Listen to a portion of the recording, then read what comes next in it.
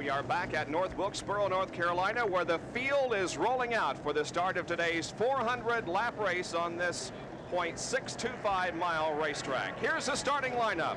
On the pole from Dawsonville, Georgia, in the number 9 Coors Ford, qualifying in 1:16.003, a new record, Bill Elliott. Outside of row number 1 will be Benny Parsons in the number 35 Folgers Coffee Chevrolet. In row number 2, on the inside, it's Dale Earnhardt from Kannapolis, North Carolina, in the Wrangler Jean Chevy. Outside, Bobby Allison in the number 22 Miller American Buick. In the third row, it's Terry Labonte in car number 11. He'll take the pace lap and then will be replaced by Brett Bodine. On the outside of the third row will be number 17, Darrell Waltrip, the Tide Chevrolet. In the fourth row, number 5, Jeff Bodine, and 26, Morgan Shepherd. In the fifth row, it's Rusty Wallace in 27 and Michael Waltrip in number 30. The sixth row, Ricky Rudd in number 15 and Kyle Petty in 21. Row number 7 has Ken Schrader in number 90 and number 18, Dale Jarrett. In row number 8, it's Richard Petty in 43 and Harry Gant in 33. The ninth row has Phil Parsons in number 55 and Sterling Marlin in 44. Row number 10, Alan Kawuki in number 7 and Larry Pearson in 16. In the 11th row, it's Neil Bonnet and Steve Christman.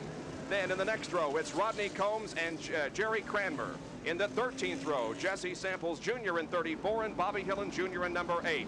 In the 14th row, Jimmy Means in 52, Dave Marcus in 71.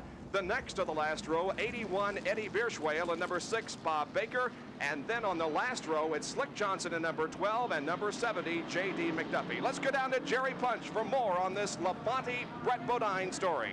Well, the NASCAR rules on page 17, Rule 11-6 states that a driver must complete at least one pace lap. He must get in the car, come around one time, then they can make a driver change. Terry Labonte, 9th overall in the Winston Cup point standings, will get credit for today's race, but he is making his way down pit road. Here comes the Budweiser Chevrolet to a halt. The window net already down. Young Brett Bodine, 28-year-old driver from Chemung, New York, in only his second Winston Cup start. And there's Billy Engel pulling Labonte from the car. And Bodine will go in and get strapped in. Brett Bodine making only his second start. And Terry Labonte just climbing out of the car. We can get a quick comment with Terry as to exactly how he feels. He's getting that helmet off. And Terry, how is the shoulder? Well, it's still a little bit sore. I think I could probably run to the first caution, but, you know, if something was to happen and, you know, there was another wreck or something, I guess I could get hurt worse. Well, Terry Labonte here and probably Brett Bodine will drive the car at Bristol, Tennessee next week on the ESPN cameras, and hopefully Labonte will be back in the car for Martinsville 2 weeks away.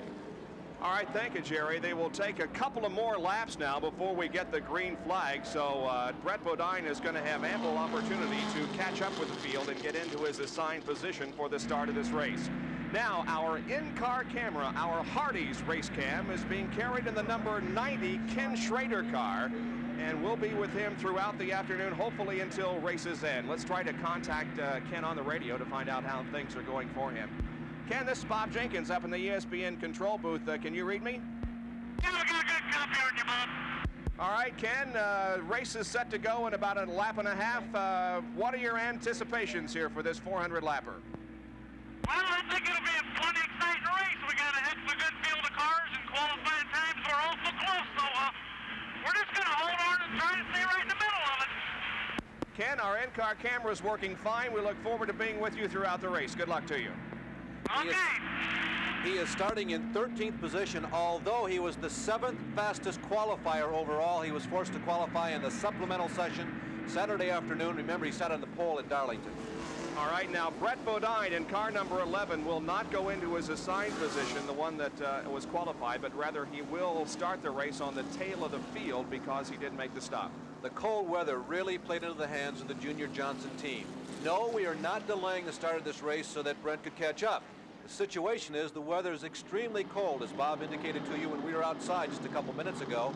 And to help the teams get off to as good a start as possible today, NASCAR has made several concessions, and one of those is to allow the cars to warm up easily, sufficiently enough to go quick. And just as the field comes all around turn number 4, the sunshine peeks through, helping warm things here. Bill Elliott leads him down. Benny Parsons on the outside. The green flag flies, and the first Union 400 Winston Cup race from North Wilkesboro is underway. everybody nicely through turns number 1 and 2 as Bill Elliott has the lead and Dale Earnhardt has jumped into second position, followed by Benny Parsons and Bobby Allison.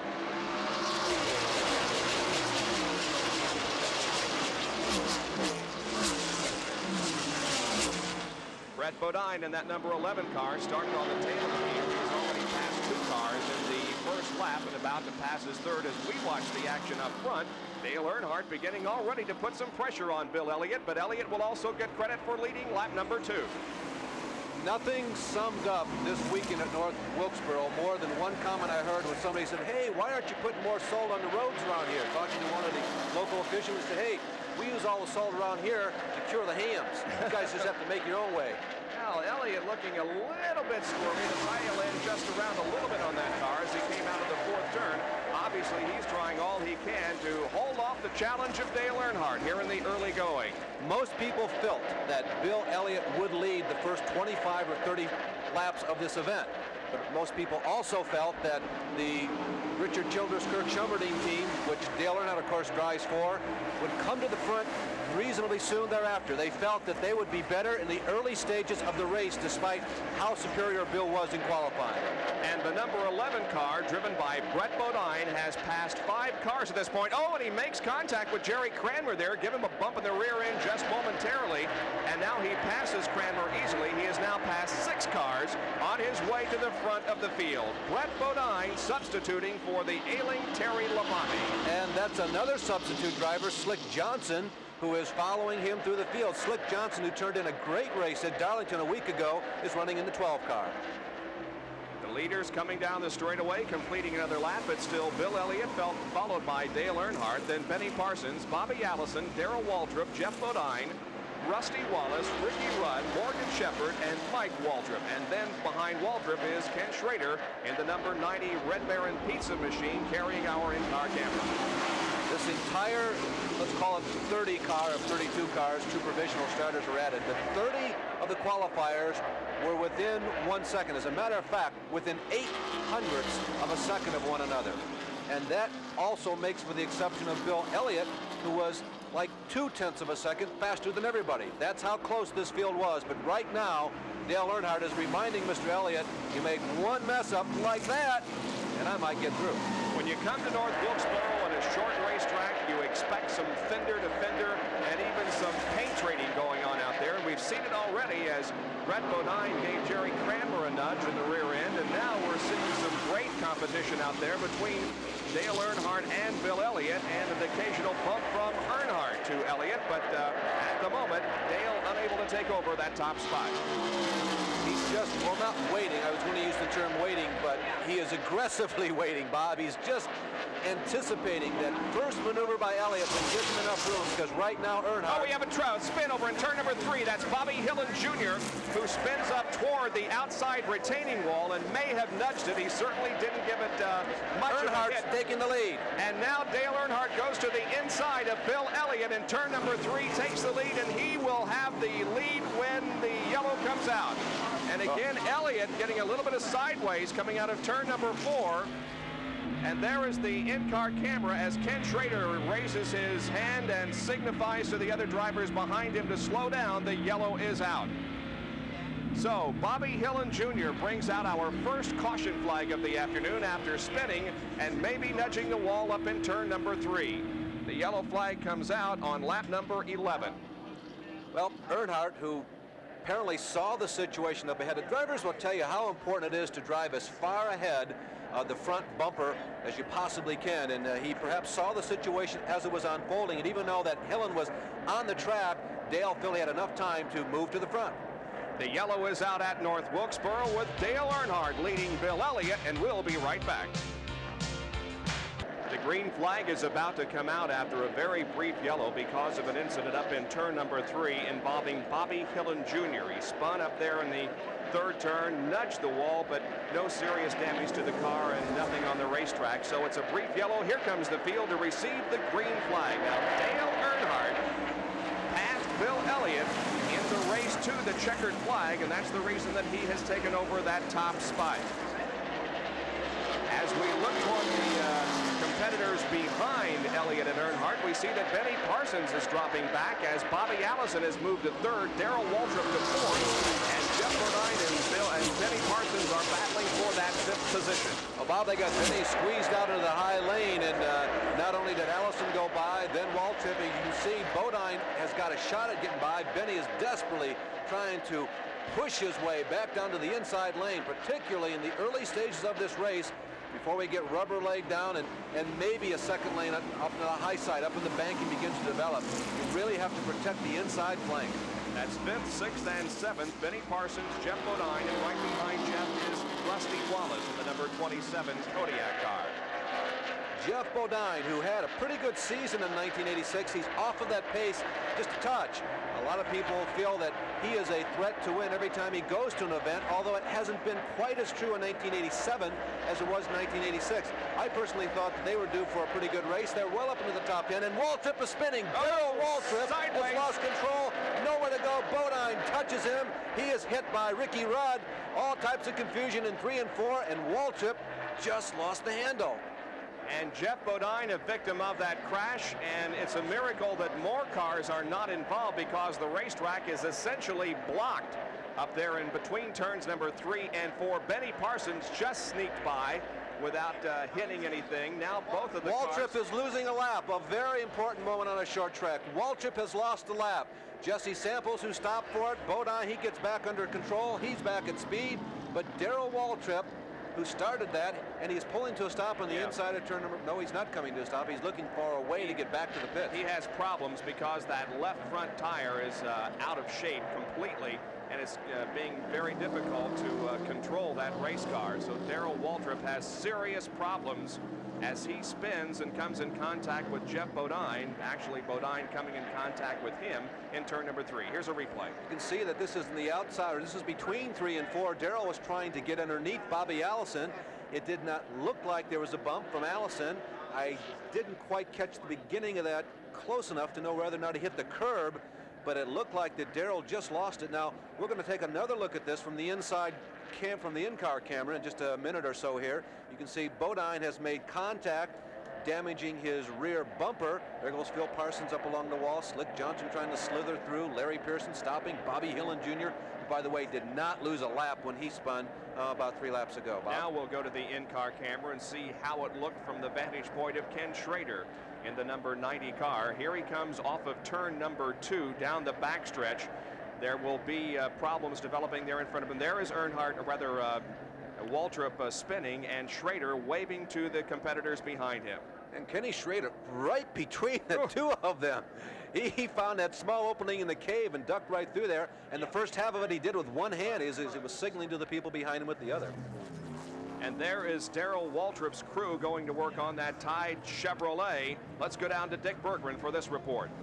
Well, Jeff Bodine has just been in here very briefly. They've changed the tires on the left side of the car. They've torn off the back bumper on that automobile, and Bodine is headed back out. And just before Bodine came into the pits, so too did Darrell Waltrip, limping very, very slowly. My colleague Jerry Punch is at that end of the pit. Jerry? On the Tide Chevrolet up on the jacks, you can see there is damage to the left front fender. They've just pulled the tire off. Waddell Wilson and the crew trying to make the repairs. You see apparently has some sheet metal damage. And the steering mechanism on the left side of the car, you see the wheel bent in. The right front tire faces straight ahead, but the left side tire is bent. Bodine is back in the pits, as he certainly is having his trouble today. One break for Brett Bodine. The Junior Johnson crew are liking these early caution flags. That gives their young driver a chance to work up through lap traffic and narrow his distance between himself and the leader, Dale Earnhardt. Bodine is losing a lap. Is he going to get out? No, he's getting the stop sign. Jeff Bodine came within 2 or 3 seconds of saving the lap. So both Jeff Bodine and Darrell Waltrip have lost laps because of this incident. And there is Jeff Bodine being held in the pits as Waltrip's crew continues to work on his car to the left of your screen. Now here is a normal speed replay of this incident from the Hardy's race cam and Ken Schrader. Watch Kenny driving one-handed to the last second. Then he grabs the wheel and says, well, I got to make a decision here. I'm going to stand on the gas, I think, trying to get through that opening while it's open. A very smart move on Ken Schrader's part. Nice driving to keep him out of that incident. So at North Wilkesboro, we have completed 23 laps. We're still under caution. It's still Dale Earnhardt, the leader at North Wilkesboro, with Bill Elliott running second, Bobby Allison third, followed by Benny Parsons, Rusty Wallace, and Morgan Shepherd. The green flag came out on lap number 24. As Earnhardt continues to set the pace here, we might mention to you that Brett Bodine, who is, of course, substituting for Terry Labonte, started 32nd and moved to 17th. Bob, it's too early in the season to say that any event is, wow, a big moment in the year. But for Darrell Waltrip, I think that has to be a demoralizing moment. Very disappointing moment. Maybe that's a better word of putting it at, because Darrell felt he was coming home when he came to this racetrack, and he felt that, well, this is the place where I'm supposed to shine, and maybe it'll happen here. Right now, Jerry Punch is down in Darrell's pit. Well, Darrell Waltrip's still in the car. They just completed work on the car. They're hustling to get this tire back on. They broke a left front tie rod. The tie rod on the left front of the car that controls the left front wheel snapped. That's what sent him in the spin, and then over in turn 4, he is now ready to go back on the speedway. The engine has been restarted, and now Darrell Waltrip goes back out in competition, but he has lost several laps in this race. To one extent, it's good news because I called it as I saw it. It looked like that Darrell had lost it, but there was definitely, apparently, mechanical problems involved. So the hard luck continues, but at least Darrell has a small glimmer of positive feeling in the back of his mind. Hey, it wasn't me, but geez, I wish it would have happened here at North Wilkesboro. One other car that made a pit stop during that most recent caution period was Ricky Rudd. He's working his way back toward the front of the field. Michael Waltrip and Ken Schrader are battling for position on the racetrack in the fourth turn. Now we're back with the Hardee's race cam down the front straightaway. This is the Red Baron number 90. And Ken Schrader right now is in 8th position, Waltrip in 7th.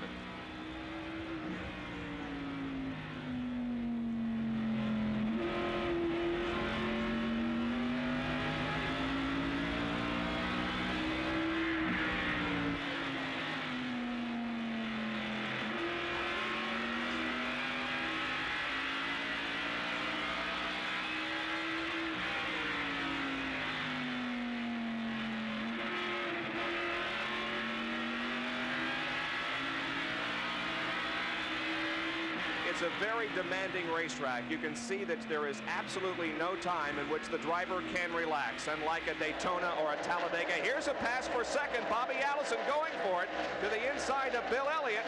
They come out of turn number 4, and Allison has second spot. Elliott back to third. Many tracks have been kind to Bobby Allison in his career, but this has been a pretty good one for him. He is number 4 on the all-time list among the active drivers, those with the most wins here at North Wilkesboro.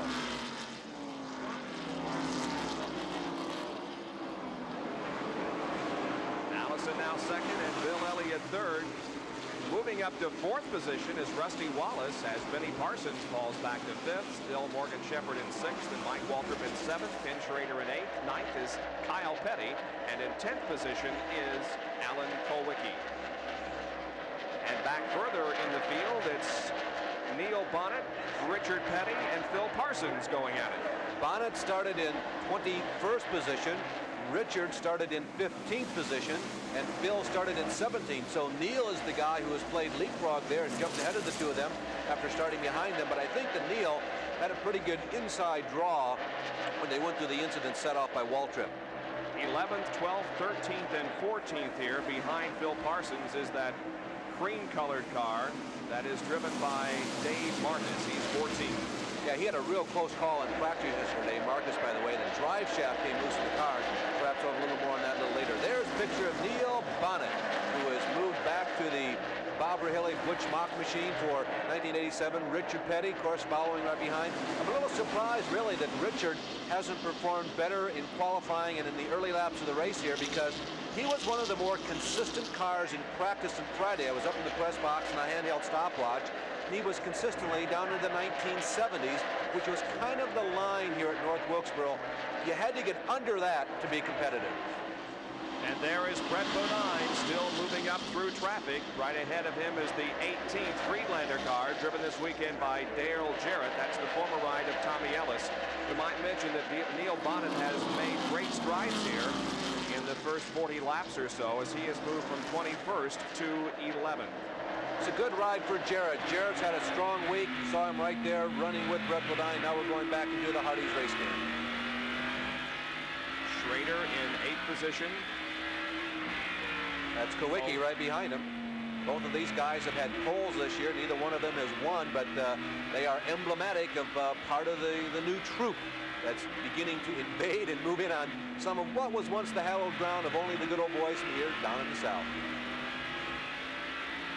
Kyle Petty is immediately right behind the number 7 car of Alan Kowicki in the Xerox car. And now Rusty Wallace begins to make a move on Bill Elliott, and Rusty is going to move into 3rd position, at least would like to, but Elliott stays right alongside him as the two go through corner number 2. Now they go down the backstretch, and Rusty opens up about a half a car length advantage. Now makes the complete pass going into turn number 3. Rusty Wallace showing some strength here. He's now 3rd.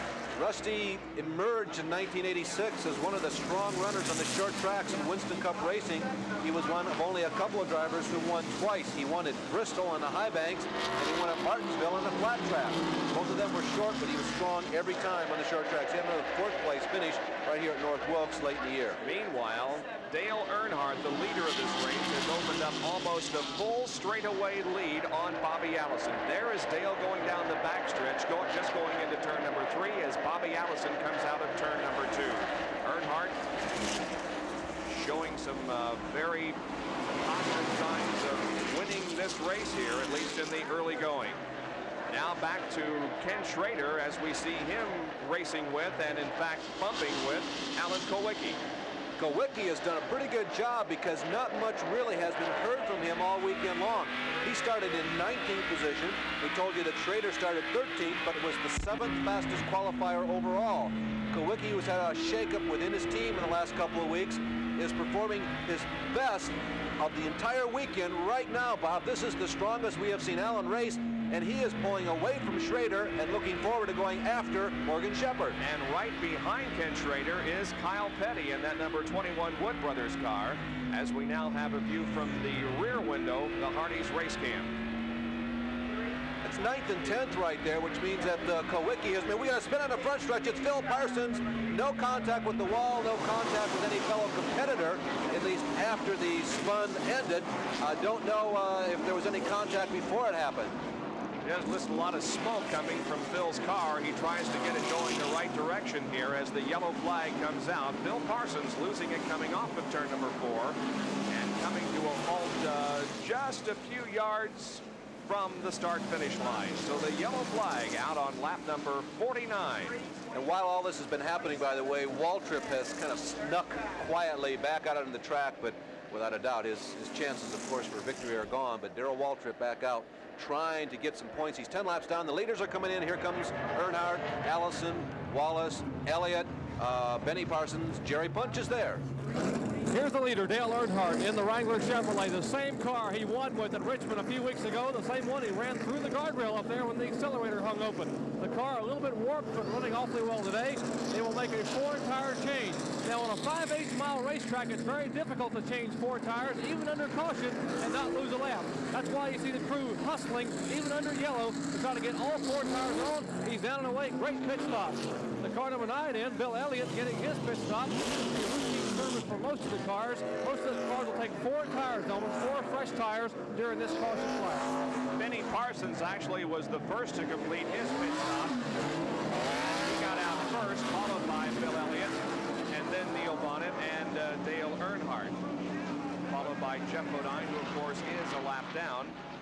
There were 9 cars that did not pit from this yellow flag.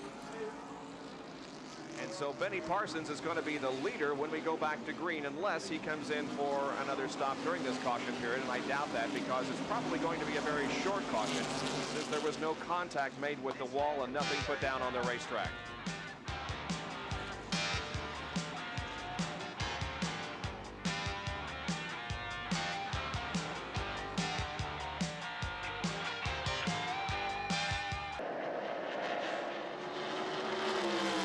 Number 53, and Benny Parsons has the lead with Bill Elliott challenging in that 2nd position as that front row is back up in front, but this time it's the outside front row starter Benny Parsons who has the lead. Here's Dick Berggren. Well, the pits have been a very busy place. How busy? Too busy.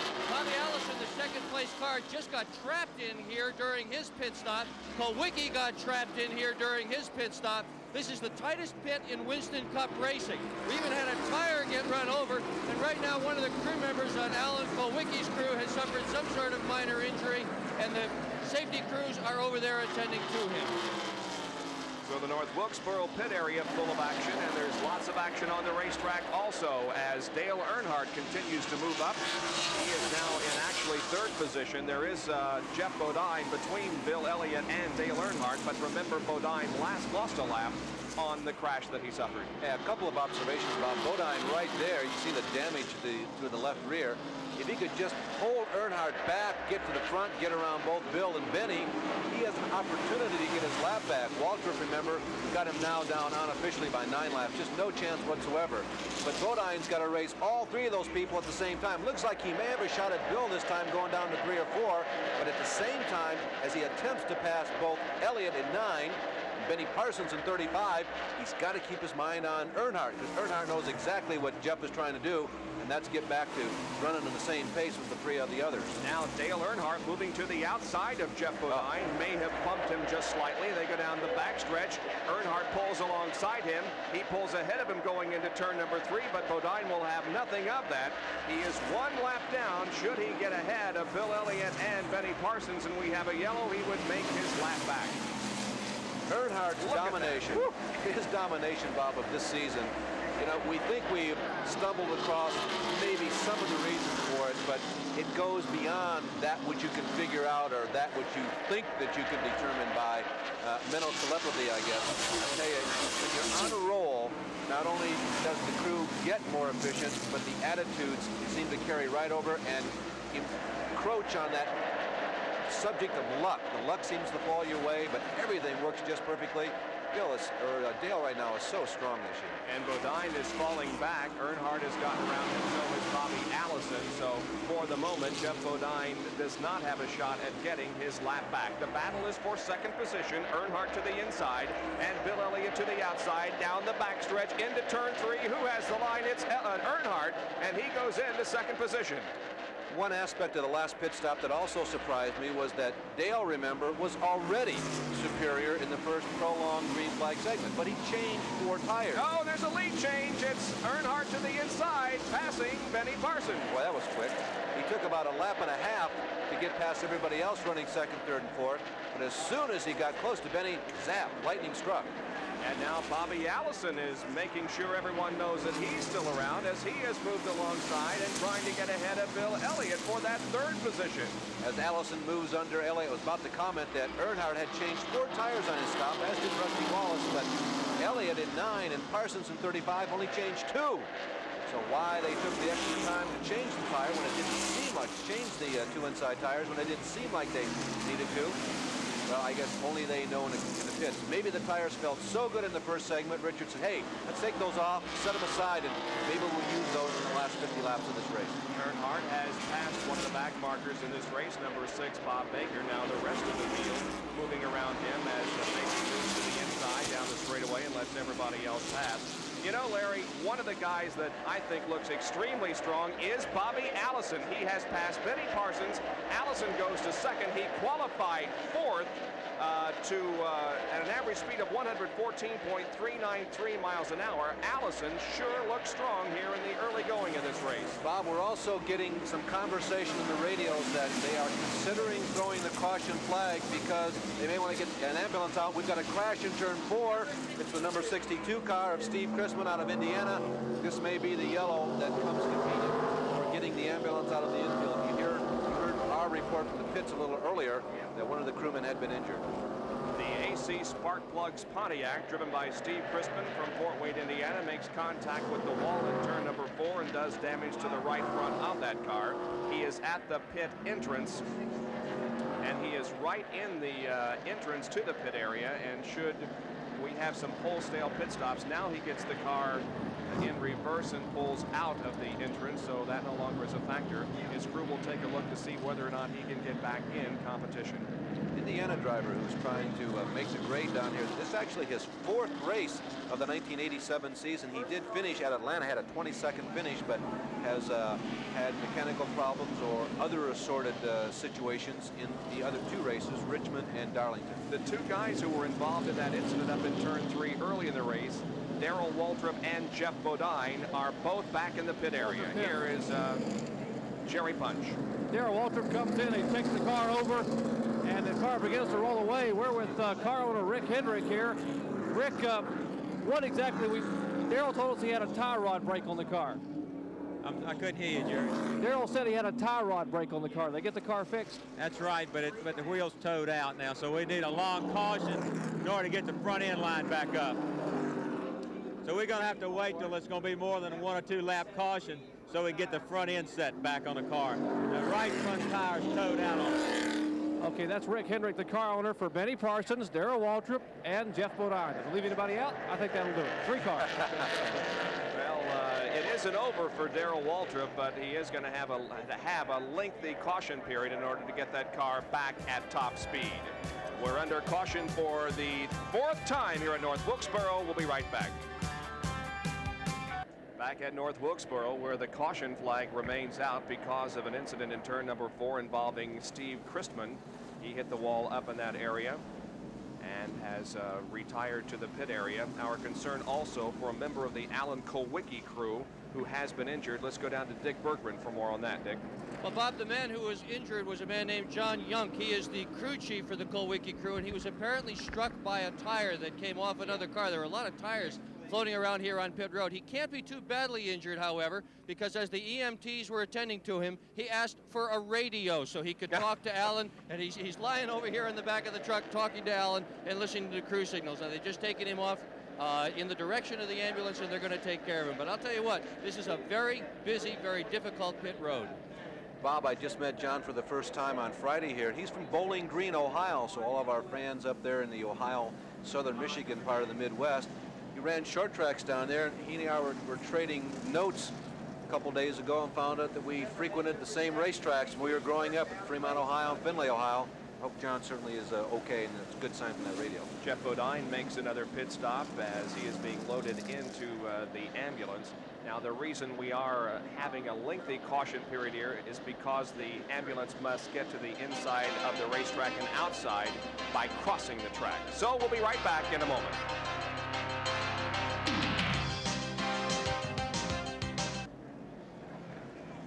.75 out of 400 laps completed here at North Wilkesboro, North Carolina. The first Union 400 and now an ESPN NASCAR Track Fact. Track Facts are brought to you by Robert Bosch Corporation, maker of Bosch Platinum, the ultimate spark plug. On a super speedway, the cars are completely enclosed. The only windows that are open are the driver's window and the one across from him. But on the short track, that's not the case. As you see behind me, the rear windows have been removed, and there are reasons for that. As you see, the crew member has to reach in the car and make a chassis adjustment, and there are continuous chassis adjustments being made during the race.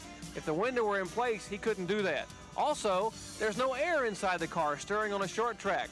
Some drivers say if you lit a candle in here, it wouldn't go out because no air gets in the car. But with that rear window removed, air will get in the car and keep the driver much cooler. Well, they certainly don't need air in the cockpit today. As a matter of fact, these cool temperatures that the spectators have to endure are really ideal for a race car driver. It makes the temperature in the cockpit just about ideal for racing conditions. Here's the green flag. We go back to racing with Dale Earnhardt back in front, Bobby Allison running second, Bill Elliott is third, followed by Neil Bonnet and then Rusty Wallace. The number 35 car of Benny Parsons, which was up front, made a pit stop during that caution period and now works his way from the back of the pack. If anybody in that first group right there of about 7 cars is gritting his teeth maybe just a little more than everybody else, it would be Ricky Rudd right there, the guy in the red and white number 15. Ricky Rudd, remember, lost a lap earlier in the race on a pit stop, and he has shown the ability to run up front on the short track. But right now, Elliott is putting on Ricky, and Ricky falls back to 5th in line, but he is 1 lap down. And incidentally, Benny Parsons, we are told on the radio, changed to spring during his pit stop. Jerry Punch is down in the pits with perhaps more on that subject. Well, Benny Parsons came in under the caution. They took this right rear spring out of the car, a very stiff spring. They took it out. They put a softer spring in so the car would sit in the corner and it'd be able to turn it a little easier. A major chassis adjustment and possibly a good move for Harry Hyde, the crew chief on Benny Parsons' car. We'll see how Benny's car performs now as he is trying to thread his way through the traffic. He has passed about 6 cars here since we went green, and Richard Petty is right ahead of him.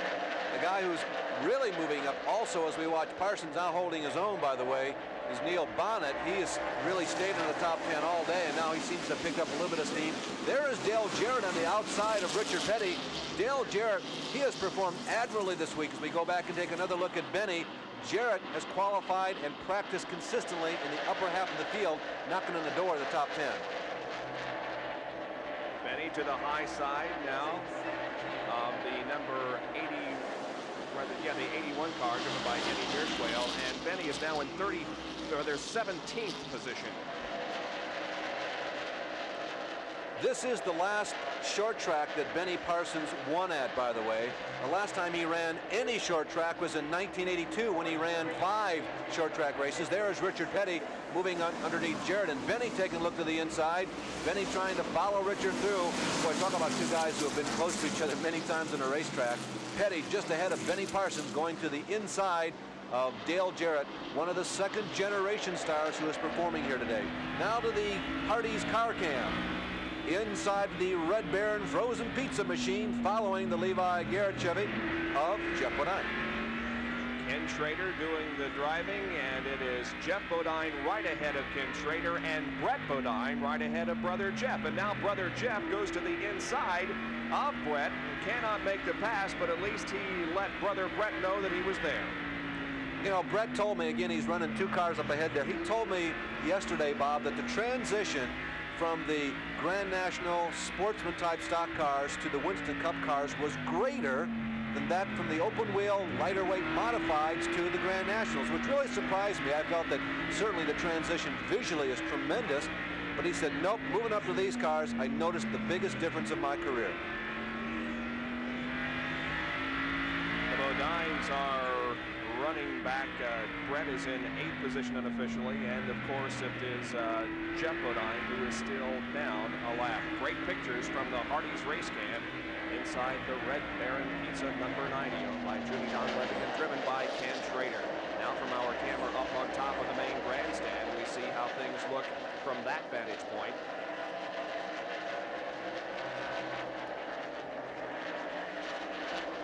Jeff Bodine and Brett Bodine are running, of course, in competition with each other here this weekend, and we asked them about that. What's it like to run door to door, brother to brother? I think everyone knows the way I feel about it. I don't like it. You know, there's 10 years difference in Brett and I, and when I started racing, he was still a kid. And the more I got into racing, the more he helped me. And we never played football against each other or baseball, anything. We never competed against each other. He was always helping me, big brother, race. And now that we have to go out there and have to go head to head and door to door to each other, I don't enjoy it. When I was younger, I grew up watching Jeff race, and you know, through the years, I just kind of got used to him being a race car driver.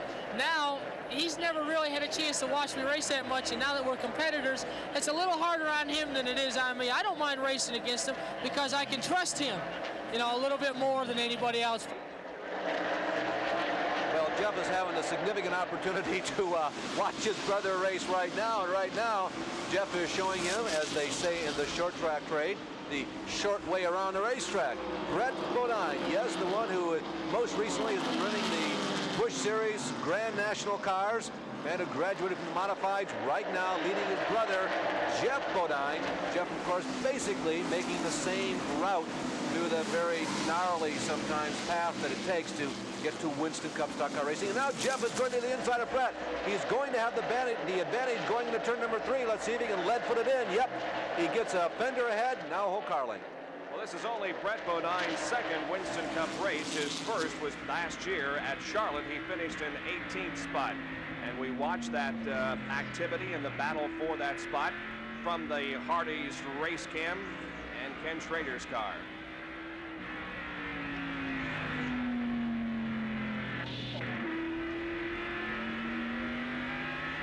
Off of turn 4, down the front stretch. Remember, it's only 5/8 of a mile all the way around here. And that in-car camera is provided by Hardee's Restaurants. At Hardee's, we're out to win you over.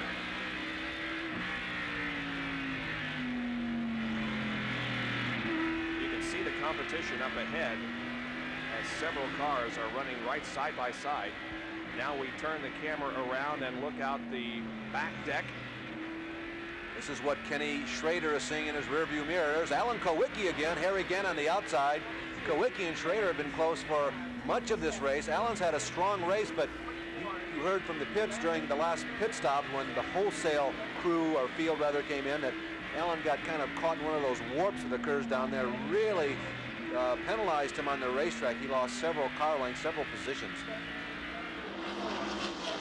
And there is Neil Bonnet, yeah. The battle for third place as Bodine and Neil Bonnet are right together on the racetrack, and lurking in the shadows is Rusty Wallace in car number 27. So that's a good battle here. 3 cars for third spot. Yeah, Bonnet has redesigned the nose of that Pontiac. This being if this was a super speedway, that would be a serious problem, because it's not in a very conducive place to make the air flow smooth over and around that car. But here in a short track, no harm, no foul, as they say in basketball. Neil Bonnet having a good race. We commented briefly on that earlier. Bonnet started back in 21st position. There goes Rusty Wallace to the inside of Bill Elliott. And Wallace, that we heard earlier, was saying, hey, I'm not really happy with the brake situation. Seems to be getting along well. Gave a wave to Bill Elliott. Apparently he felt that Bill made it easy on him, that Bill sensed that Rusty was the superior car, and Bill didn't bang on him, as is a custom on occasion on a short track. Rusty giving a knowledgeable, friendly wave to Bill as he goes by. Dale Earnhardt is the leader, and he has just completed 100 laps. A fourth of this race is over, and in the first quarter of the race, we have had 3 leaders. Earnhardt, of course. Bill Elliott has led. Also, Benny Parsons has led 12 laps, and under the caution flag, Slick Johnson in car number 12 led a lap. At the end of 100 laps, though, you can see that the margin is 2 seconds, and the average speed is 83.60 miles an hour, and Earnhardt has led the most laps. As far as caution periods are concerned, there have been 4. A 3-lap caution for a spin in turn number 3 involving the number 12 car of Slick Johnson. Also, we had a caution for a couple of other spins and 1 accident, but nothing serious to this point. Out of the race is J.D. McDuffie, Steve Christman, and Jimmy Means. Jerry Punch is down in the pit area with this report. Well, this is Barry Dotson, the crew chief for Rusty Wallace. And Barry, we've been told that you might have a brake problem on the car. Exactly what's wrong with the car? Yeah, the cold weather, we don't have enough ducking to it. We can fix it on a caution. As soon as we get the caution, we'll be okay. Well, it's awfully tough to drive here with no brakes or minimal brakes. You can run over somebody or get run over. A serious problem for Rusty Wallace right now. But Rusty is sure doing well out there, as he's right behind Neil Bonnet now, who's in third. Their short track program has really come along, Bob, in the last 18 months. A very brief and unofficial rundown as we go back up front, check on the leader's progress. No problem there. Allison was second, then Elliott, Neil Bonnet, Rusty Wallace was fifth, Morgan Shepherd a strong sixth, Kyle Petty seventh, number 11 car with Brett Bodine was eighth, Kenny Schrader was ninth, and Michael Waltrip was running in 10th. There were 10 other cars still on the lead lap. By the way, the first caution brought out by a spin by Bobby Hillen and not Slick Johnson. We'll be back with more of the First Union 400.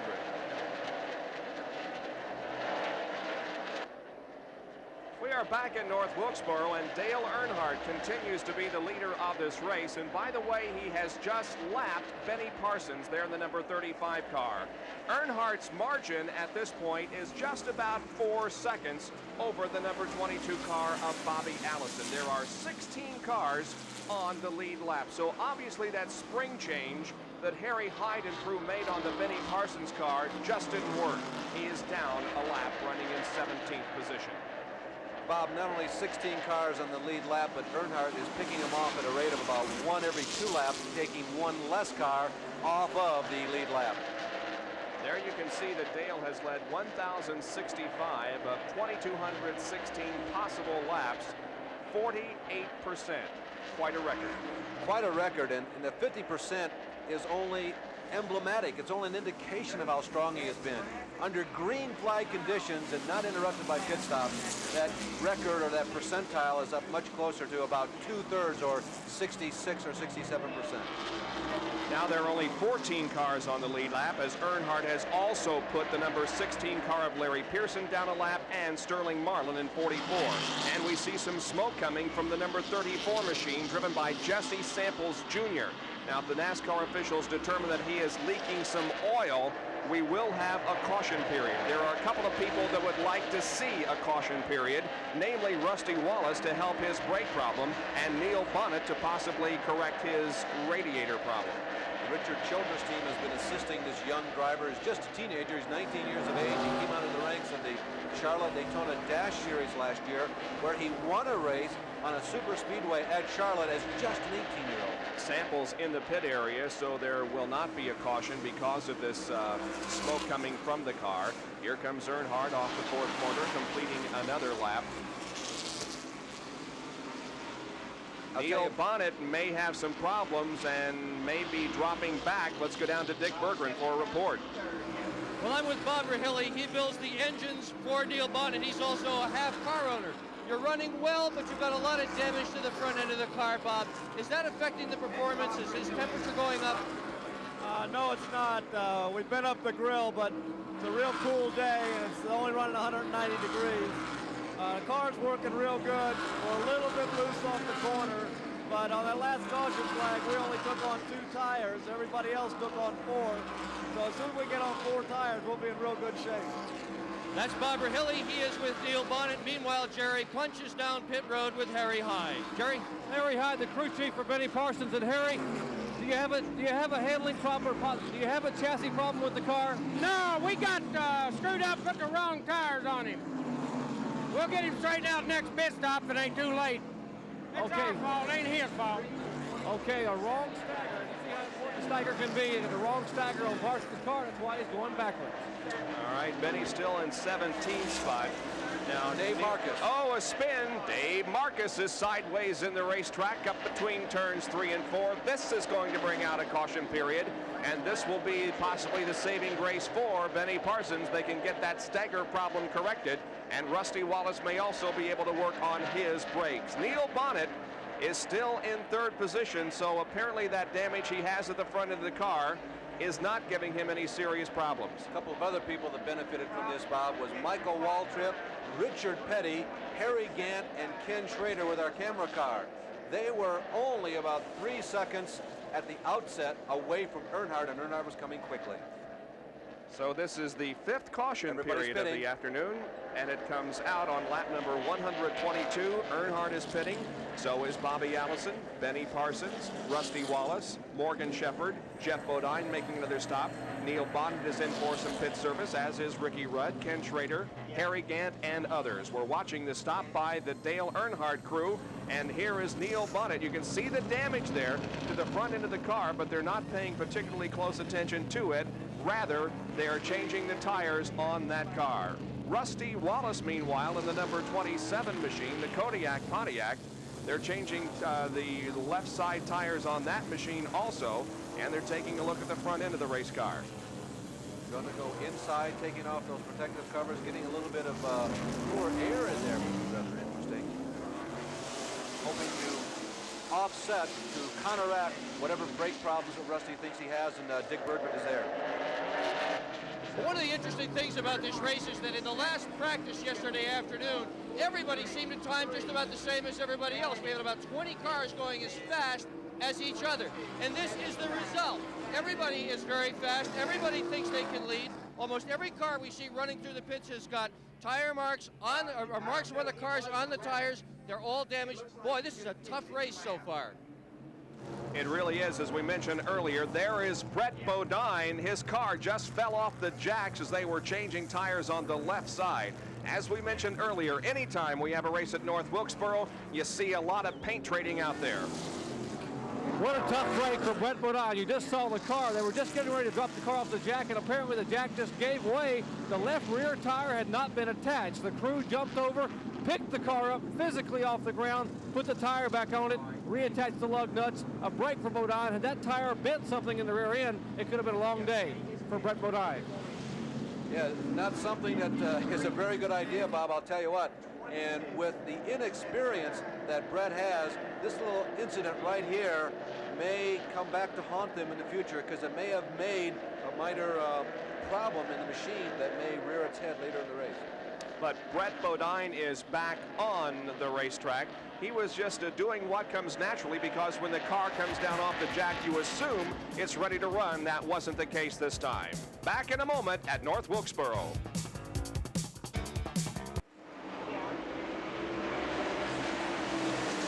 We have just gone green again here at North Wilkesboro, and they're running 3, sometimes 4 abreast out there. Bobby Allison is alongside Ken Schrader. Neil Bonnet now moving to the inside of Ken Schrader. And there we are inside Ken Schrader's Red Baron machine, the Hardee's Race Cam. He just dropped to 4th position as both Neil Bonnet and Bobby Allison passed him. But it's a good ride for Ken Schrader. 400 laps to go in the race.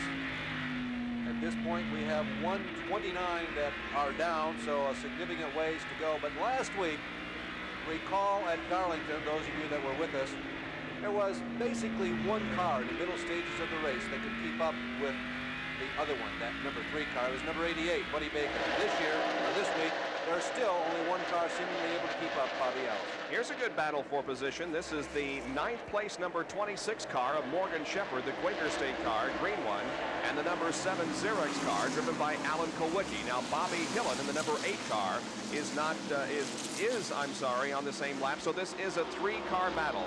Bobby Hillen, Morgan Shepherd, and Alan Kowicki. Bob Shepherd is one of the top 5 cars here today. He was in the pits for a little longer period of time than what they would have preferred on that last yellow flag, but that right there, the 26 car, the Quaker State Buick, is one of the top 5 cars to this point. Bobby Allison was running 2nd, came out in 3rd. Neil Bonnet went in 3rd, came out in 4th. Elliott came in 6th position, picked up a spot to move to 5th, and Ken Schrader is the one that had the great pit stop and picked up a lot of positions. He went in the pits in 10th position and came out in 2nd. He has now dropped to 4th spot. Bobby picked up so much ground, I thought he had lost a lap, and that's why he was positioned right behind the leader, Dale Earnhardt, but not so, as Ed Gravik pointed out. Great pit stop by Bob Johnson, Junie Dunleavy, and crew on Schrader. There is Dale Earnhardt, the leader. Bobby Allison there, the 3rd car. The car between Earnhardt and Allison is a back marker, the number 64 car of Jerry Cranmer. Now Bobby Allison goes to the outside of that Cranmer car, going into turn number 1 and passes. Neil Bonnet will be the next to pass Cranmer, and then Ricky Rudd, who's a lap down. Bobby Allison in the number 22 Miller American Buick having a fine run here this afternoon. He is in 2nd position. 75 car behind Bobby Allison, and then the 15 of Ricky Rudd. Neil Bonnet in the Raymont number 75 Valvoline car. He wins on the average of about 2 races a year, and it's been pretty consistent over the last decade for Bonnet, and he has also had a reasonably good year. You know, that guy is 3rd in points. It's been a very quiet 3rd. It's pretty easy to figure out who's leading and who's 2nd in points, but Bonnet is the leader of the next echelon, sort of like everybody else is the 2nd echelon in 1987. Neil Bonnet's had 3 top 10 finishes this year. He was 3rd at Rockingham, 7th at Atlanta, and 6th last weekend at Darlington. His other 2 finishes at 12th in Daytona 500 and at 22nd at Richmond. But Neil Bonnet, as you indicated, Larry, 3rd in the Winston Cup points going into this race. Ken Schrader now beginning to feel some pressure from Bill Elliott there in the number 9. Benny Parsons is at number 35. Remember, he is down a lap, but they may have corrected that stagger problem. Jerry Punch. Well, here's the right rear tire that came off of Brett Bodine's car. You can say they do a little bit of framing and bamming. See this color here? That's Rusty Wallace. This yellow color, that's Jeff Bodine. I'd say that these guys get together a little bit and have some fun on the short tracks. Jerry, let's go down to my colleague Dick Berger. And I am with Ivan Baldwin, who is with the 9 car of Elliott. Ivan, you're a little off the pace. What's going on? The car's just a little bit loose. And Bill's not trying to get in no big hurry. It's a long day, so we're finding out the car needs a little bit lower gear to run with the Chevrolets up off the corner. And, he'll be there at the end. You can change the loose on the pit stops, but you can't change the gear. Can you fix that car well enough to get back up front? Yeah, as the track gets slipperier and slippery, and the horsepower of the Chevrolets have to go away. And the track should get more slippery because the temperature is rising. I've just shucked one jack and it's getting warmer up here. It's not so much that they're out horsepower, it's just the Chevrolets pull a lot lower gear than we do. And as the track slows down a little bit, they get off the corner a little better. And that's the story from Elliott's pit. All right, I wanted to ask Jerry Punch why he was wearing gloves, but really the question that I wanted to ask has been answered pretty much. How are the weather conditions down there, Jerry? Is it extremely cold for you? Well, it's been about 42 to 44 degrees early this morning, but now the wind has died down. It's probably closer to 50 degrees. It's a beautiful day here in the Blue Ridge Mountains, much warmer than it was yesterday, and we're having a good day. While I have it just a moment, the guy standing beside me is Tim Brewer. He was the crew chief for 4 different drivers who won here at Wilkesboro. He won with Cale Yarborough, Tim Richmond, Darrell Waltrip, and Neil Bonnet. And we have Brewer with us, and I want to ask you about that pit stop. Tim, how about that pit stop with the left rear tire? What happened? Car simply fell off the jack, Jerry. You know, we were planning on getting 4 the first time, but we got parked on the outside out there. It's kind of hard to plug up pit road that long, so we just decided to get 2 and come back in. The car went up there, fine tires came off. All of a sudden, the car fell off the jack. Just one of them deals. You got to be pretty impressed with your young driver so far, doing a heck of a job. Well, he's doing pretty good right now. We're a little bit further behind what we planned on being right about this point, but I think we can get it back, you know, as soon as this traffic thins out a little bit. That's Tim Brewer, the crew chief for Brett, Rhode Island. All right, we're watching a 3-car battle, but it's actually only a 2-car battle for position. The number 26 car of Morgan Shepherd is 9th, and Rusty Wallace in number 27 is in 10th position. The number 44 car of Sterling Marlin, which was in the shot just a minute ago, is a lap down in 19th position. Bob, one more comment about the weather today. Dick Bertrand said he had peeled off the outer layer. He's taken one jacket off. Started today, I counted them, there were 5 collars shown. Yeah. Not because Dick is a softie. He's himself, as a matter of fact, a pretty good race car driver. But it was that biting. It was a kind of incisive cold at the time. It would just cut right into you, cut through you, as a matter of fact, like a hot knife through butter. It's been a really miserable weekend, and for the people who have showed up here today, I really commend them. The racing here is good at North Wilkes. You see a lot of action. I think that's the reason why so many people have braved the cold weather. We got a full grandstand here in the front stretch. Yeah, Dick was definitely displaying the layered look earlier, but especially when the sun is out, it's rather comfortable here, although the cool breeze does continue. No snowflakes, though. We had quite a snowstorm here Friday night, and it snowed about an inch, or rather 10 inches, or close to a foot up in the mountains. We're back in the Red Barons Ken Schrader car with our Hardee's race cam, and again, Alan Kowicki right ahead of him. And there is the king, Richard Petty. See that characteristic STP orange or international orange or Dayglow orange helmet, whatever you like. Richard getting around Kenny, and there is Alan Kowicki again, just 2 cars up. Commented earlier how often the Kowicki and the number 90 of Kenny Schrader have been together.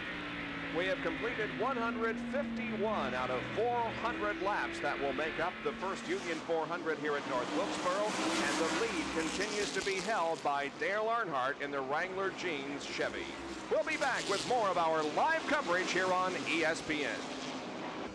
The first Union 400 Winston Cup race from North Wilkesboro, North Carolina is being brought to you by the heartbeat of America, today's Chevrolet. By the Goodyear Tire and Rubber Company. No matter how far you go, Goodyear takes you home.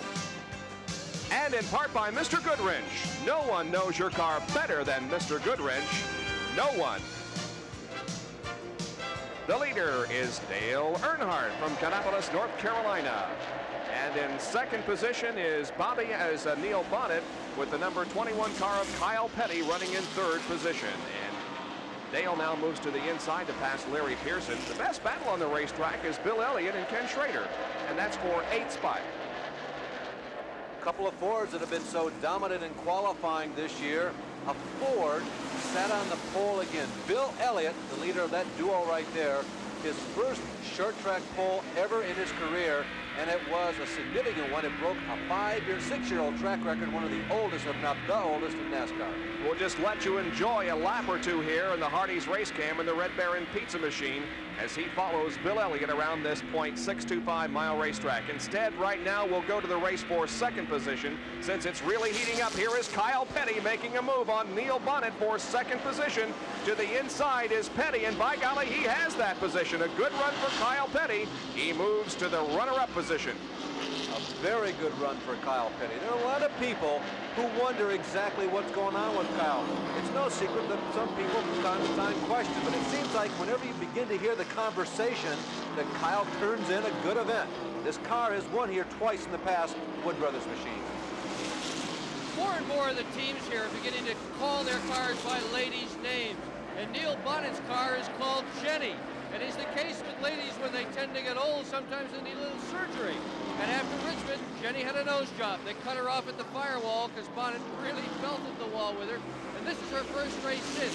The team says it's one of their best cars. In fact, Morgan Shepherd liked the car so much last year, he wanted to buy it. Well, old Jenny just got passed. She's in third now.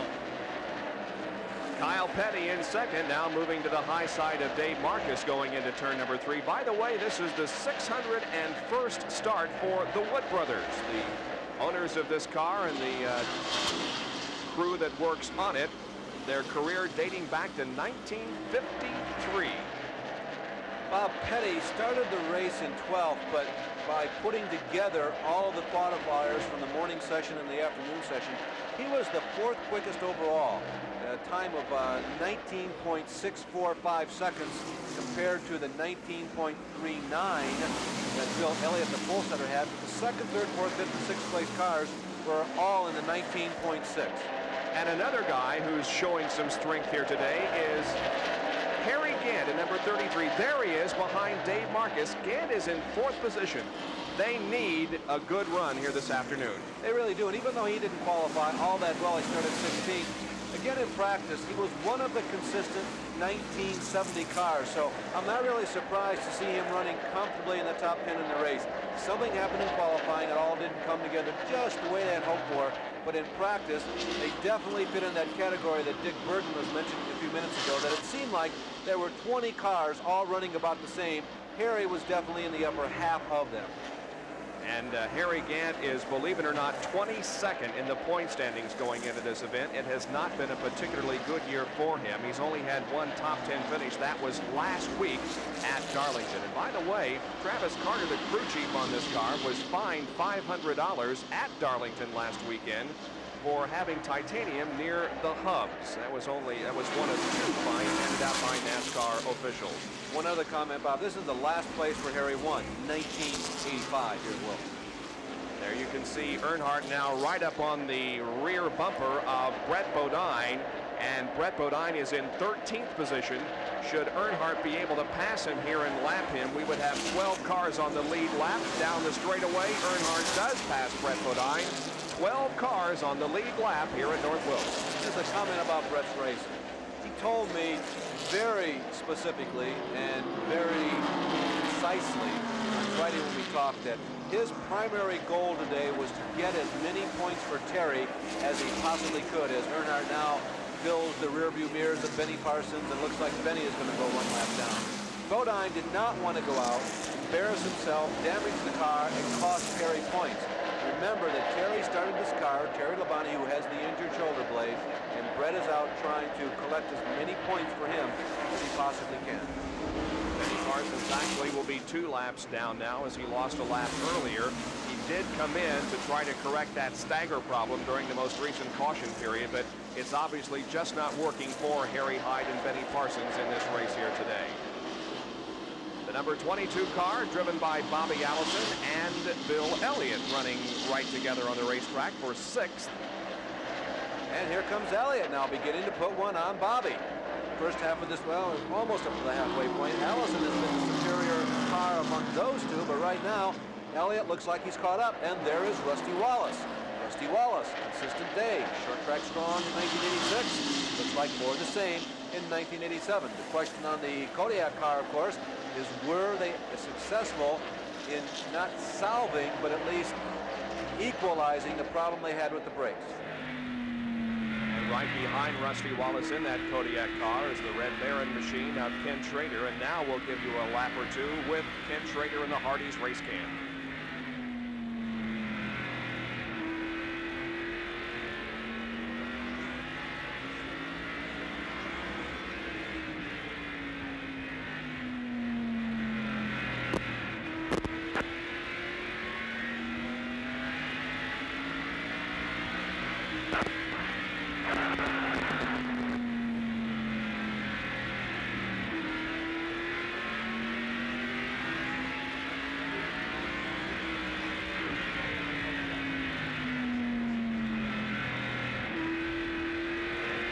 Rusty Wallace has moved to the inside of Bill Elliott. And the number 90 car is right behind Bill Elliott there in car number 9. By the way, Dale Earnhardt, the leader of the race, has led 150 of the 175 laps that we have run. Now it is Rusty Wallace moving to the inside of Bobby Allison and trying to take away that 8th spot. We are running ahead of the pace for yellow flags in this race. I believe there have been like 5 yellow flags up to this point. Yeah, 5 to be exact. And the typical North Wilkesboro race has only 6. But the other factor that once again begins to come close to the surface is that Earnhardt is getting close to some of the cars that have been running competitively and is going to be soon threatening to put a lap on people like Morgan Shepherd, Ken Schrader, who you're riding with right now, Bill Elliott right there to his left, Bobby Allison on the high side, and right in front of them is Rusty Wallace. Earnhardt is only about 10 car lengths behind the picture you're looking at right now. There are 11 cars on the lead lap. Here are those 11 cars and drivers. The leader is Earnhardt. Second is Kyle Petty. Third, Neil Bonnet. Fourth is Harry Gant. In fifth position is Alan Kulwicki. Richard Petty runs 6th. Bill Elliott 7th, followed by Bobby Allison, Rusty Wallace, Ken Schrader, and Morgan Shepherd. And as you indicated, it is Dale Earnhardt who is approaching the Morgan Shepherd car. Actually, these positions here have traded just in the last few laps. And it is Rusty Wallace who has now moved into that 7th spot. Everybody right now is keeping their eye on that yellow and blue Chevrolet, the Wrangler car. And everybody that's mixed up right now is trying to do their best to stay ahead. Everybody's going to start scrambling. It is customary in motor racing to move over for the leader, but when you're in the same lap, you try to hold on as tenaciously and as long as you can. Let's see how these Fords plus the mix of Allison's Buick plays it. We watch Dale Earnhardt go topside of Ken Schrader in corner number 3. But there is 2 abreast in front of Earnhardt, so he'll not be able to make another move here until those cars get into single file formation. And Bobby Allison and Bill Elliott running side by side. Look at the action ahead of Ken Schrader. Not only is the action great, but once again, a replay of 1987. Here comes Morgan Shepherd sticking his nose to the outside of Ken Schrader. Just some tremendous racing. We're watching pictures from the Hardee's race cam in the number 90 Red Baron frozen pizza machine driven by Ken Schrader. And the fans here in the grandstand, perhaps it's an effort to keep warm, but I don't think so. They're on their feet cheering and watching this battle as about 6 cars go at it nose to tail and side by side. Elliott has got to be the most surprised group of that quintet. Elliott is down on the inside trying to hold off, trying to stave off. There you can see Earnhardt moving to the inside. He's got Elliott on the high side right now. Elliott is still blocked from your view. You can see Earnhardt between the Morgan Shepherd car and the Bobby Allison car. Elliott is trying to get around Rodney Combs. Rodney Combs in the Dygard car gives enough room. Elliott's trying to hold on. There goes Earnhardt. That car getting the same bite it had throughout the 1987 season. And Dale Earnhardt, less than halfway through this race, although we're very close. Who would have thought it is putting a lap under green flag on the pole setter and new record holder? Bill Elliott broke a qualifying record that had stood for many, many years. He won the pole position for the first time on a short track in his career, but he has been lapped by leader Dale Earnhardt. We'll be back in a moment after these messages. We'll be back with more exciting Winston Cup racing on a short track. Bristol, Tennessee is the site. Next Sunday at 1 o'clock live, the Valleydale 500. And still, there's some great competition going on in the racetrack as we're back with the Hardee's Race Cam and the Red Baron Pizza Machine. Behind Bill Elliott.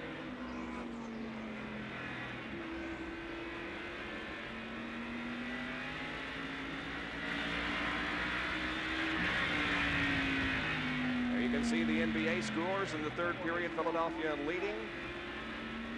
Violent indoor tennis match going on this afternoon. Elliott and Schrader just put a lap on the 6th car. That is, of course, DK Ulrich's car. Those of you who are frequent observers of NASCAR recognize that. It's being driven this week by Bobby Baker, a Lakeland, Florida driver who hasn't really had all that many years of experience, but he's one of those guys who's every year has tried to make an improvement. He's making the big jump to Winston Cup racing in 1987.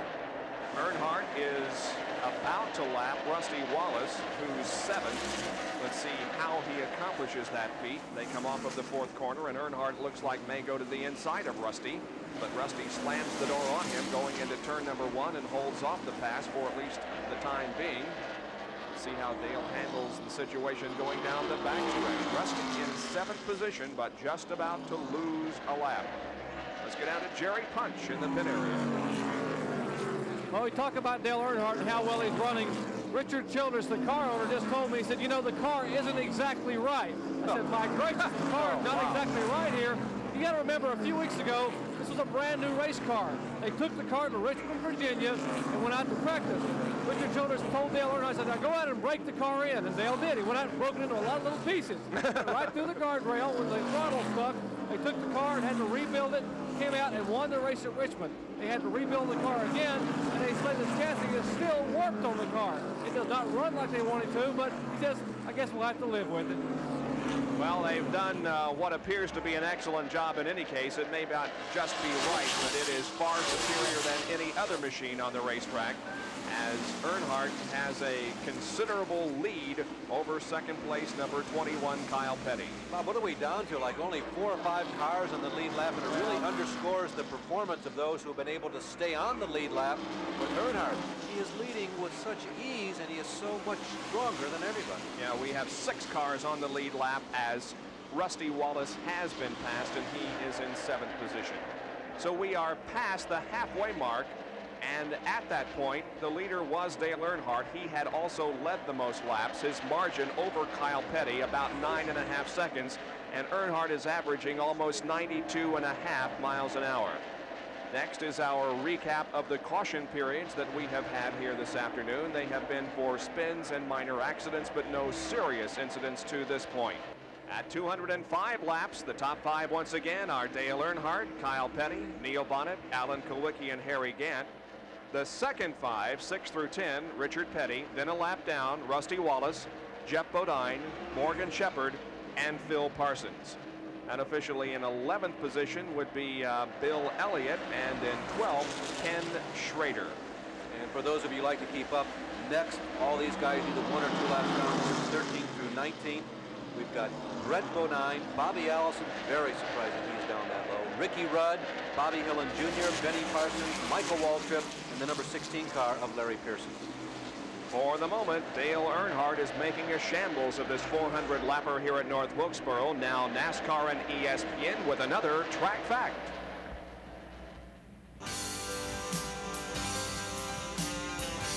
Track facts are brought to you by Quaker State. New Quaker State with QSX keeps your engine cleaner to last longer. There are a number of technical advances that have come into play in NASCAR Winston Cup competition, but none so important as the new computerized scale. In the old days, the drivers used to drive their cars up on grain scales, much like farmers use in the Midwest to load their trucks on with soybean or corn and get them weighed. But today, we have this metallic scale, a computerized scale. Under each wheel, the car is lowered on this scale. It's attached to a separate computer. You flip a switch on this computer, it will tell you that the right rear, for example, weighs 766 pounds. That is 21.9% of the total car's weight. You can measure the weight on the left rear, left front, and right front, or any combination thereof. A simple chassis adjustment will make the weights change over each individual wheel. Quite an advance over the old-timey grain scales. Another way that computers are being used in Winston Cup competition. Dale Earnhardt is the leader. Kyle Petty, though, is showing in second position. Let's go down to Dick Bergeron, who's with Leonard Wood. Well, Bob, Kyle Petty is running well in second position, and I'm with his crew chief, Leonard Wood. Leonard, can you guys do anything at all with Dale Earnhardt? I don't think so. We've adjusted the chassis, and he's running much better than he did first of the race. But Earnhardt looked like he's got a little too much for us today. The weather has warmed up. Has that affected the way your car is running? The weather? Yeah, it's warmed up. Has it affected the way your car is running? It's handling a little bit different than it did yesterday evening, but we made some adjustments, and it seems to be doing okay right now. What will be your pit stop strategy if it stays green? Well, we'll just come in, you know, and we're due for gas, you know, and change tires and go on. How soon will you have to come in, Leonard? I'll have to check the rundown. Okay, they're going to have to take a look at it and see. We have had an extended green flag period here. Kyle Petty running in second. Very strong run for him today. Indeed, but he is 14 seconds behind the leader, Dale Earnhardt, and you're talking laps that, what, are about 23, 24 seconds? Was that it? Yeah, I think they're running a little quicker than that now. But, Bob, for me, it's not so much Earnhardt's lap speed that is so surprising in this race. I'm not really surprised to see that man out front doing well. But from the rest of the field, it's a race of surprises for me. Several people that I expected to be on the same lead lap, number 5, Jeff Bodine, and number 27, Rusty Wallace, among those people, are not. I expected Morgan Shepherd to be up there. Certainly Bill Elliott and Ken Schrader. Bobby Allison has been having bad handling problems the last 15 laps. He has dropped a lap down, and Benny Parsons, we saw his problem. Those are all the surprises. There's Phil Parsons. He is in 10th position unofficially. He is also a lap down. And it's just as surprising to see Kyle Petty, Neil Bonnet, and Alan Kowicki running on the same lap with the leader. Dick referred to the fact that we have been green here for quite a while. As a matter of fact, we went green after a 4-lap caution period on lap 126, and we are now at lap 219. So there has been almost 100 laps here run under the green flag. There is Phil Parsons in the number 55 Copenhagen Oldsmobile. Phil, of course, from Denver, North Carolina. As we go back and check on the leader, Dale Earnhardt, who now is lapping the number 33 car of Harry Gant. And now there are only 4 cars on the lead lap as Gant drops to a lap down in 5th spot. Dale Earnhardt, there he is, looking at the back bumper of Darrell Waltrip, who courteously moves over, probably gives him a glance and saying, boy, I'm envious, fella, but today obviously is not my day. He's the man who dominated the short tracks, the 8 races, in 1985. He won twice at Bristol, he won at Richmond, and he also won at Martinsville. He had 2 fourths. That was 1985. He was strong in 86, but he didn't dominate quite as much. Here's a field summary for you, going back and checking on the drivers that are still in competition here. The leader is Dale Earnhardt in the number 3 Wrangler Chevrolet. He was also the leader at the halfway mark in the Richmond 400. Now, right behind Dale Earnhardt is the number 33 car of Harry Gant. Now, he was just lapped, and Gant is in 5th position. After 4 years in a row of winning, Harry Gant was winless in 86, and the mountain looks very tall in 1987 likewise. Behind Gant is the number 17 car of Darrell Waltrip. He was involved in an incident early in the race on lap number 19 and is several laps down. The number 64 car is next. Jerry Cranmer from New Jersey is driving that car here this weekend. This is the Sonny King Ford Elmo Langley-owned car. Jerry, of course, once again is a graduate from the open wheel modified. And then Benny Parsons in car number 35, who has had considerable trouble here this afternoon with stagger and springs. He is in 18th position, 2 laps down. Right behind him is Larry Pearson in car number 16, the Chattanooga Chew Chevrolet. One of 3 of the Busch Grand National Series drivers who's in this race. Brett Bodine, who qualified Junior Johnson's car, and Dale Jarrett that has taken over the Friedlander machine. In 6th position is the number 5 car of Jeff Bodine. He was involved in that incident with Darrell Waltrip. However, he only lost 1 lap and has stayed a lap down since that time in 6th position. The original Hendrick driver who sat on the front row 14 times last year. And a good run for Phil Parsons in the number 55 car. He is 7th, right behind Jeff Bodine. So that is, in a sense, a battle for position between those 2 cars. Here's the Slick Johnson car, the number 12 machine that's owned by the Hamby team. This car was qualified this weekend by Doug Wolfgang, or at least Wolfgang practiced in it. He did qualify it also, but Doug decided not to compete here this weekend, and Slick Johnson took over the controls. The number 43 car, that's of course the familiar STP Pontiac, driven by Richard Petty, and he is in 8th. Dave Marcus in the number 71 machine. Dave was involved in a spin in the earlier part of this race. His best 87 finish was an 8th at Richmond. Remember, his last win, coming about 5 years ago, was on ESPN in a rain-shortened event. The number 27 car, winner of 2 races last year on the Winston Cup Trail, is Rusty Wallace. This is the Kodiak-sponsored machine. Rusty, while running in the top 5 earlier in the race, has dropped now to number 9 spot. Both of Wallace's career wins came in 1986. There's Morgan Shepherd. Ooh, he was way high. Dale Jarrett, take a look at the inside of that one. Morgan Shepherd is in 10th position, and he's running a high line out there. Look at him go way high in turns number 1 and 2. Running right beside him is the number 18 car, driven by Dale Jarrett, and he is in 20th position, 2 laps to the rears.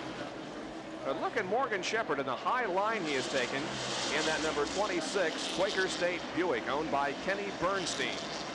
Shepherd, we commented in the earlier part of the race, I personally felt that it was one of the 5 fastest cars, but since the last yellow flag, the car just has not had the best setup that it had earlier in the race. He's really dropped off the pace that he himself was running. And there is the Friedlander Chevrolet, driven this weekend by Dale Jarrett. Tommy Ellis used to drive the car, but Dale Jarrett is in it this weekend. Ricky Rudd is in 11th position, a lap down, and that number 15 Motorcraft Ford, owned by Bud Moore. Ricky, a winner already this year on the Winston Cup circuit.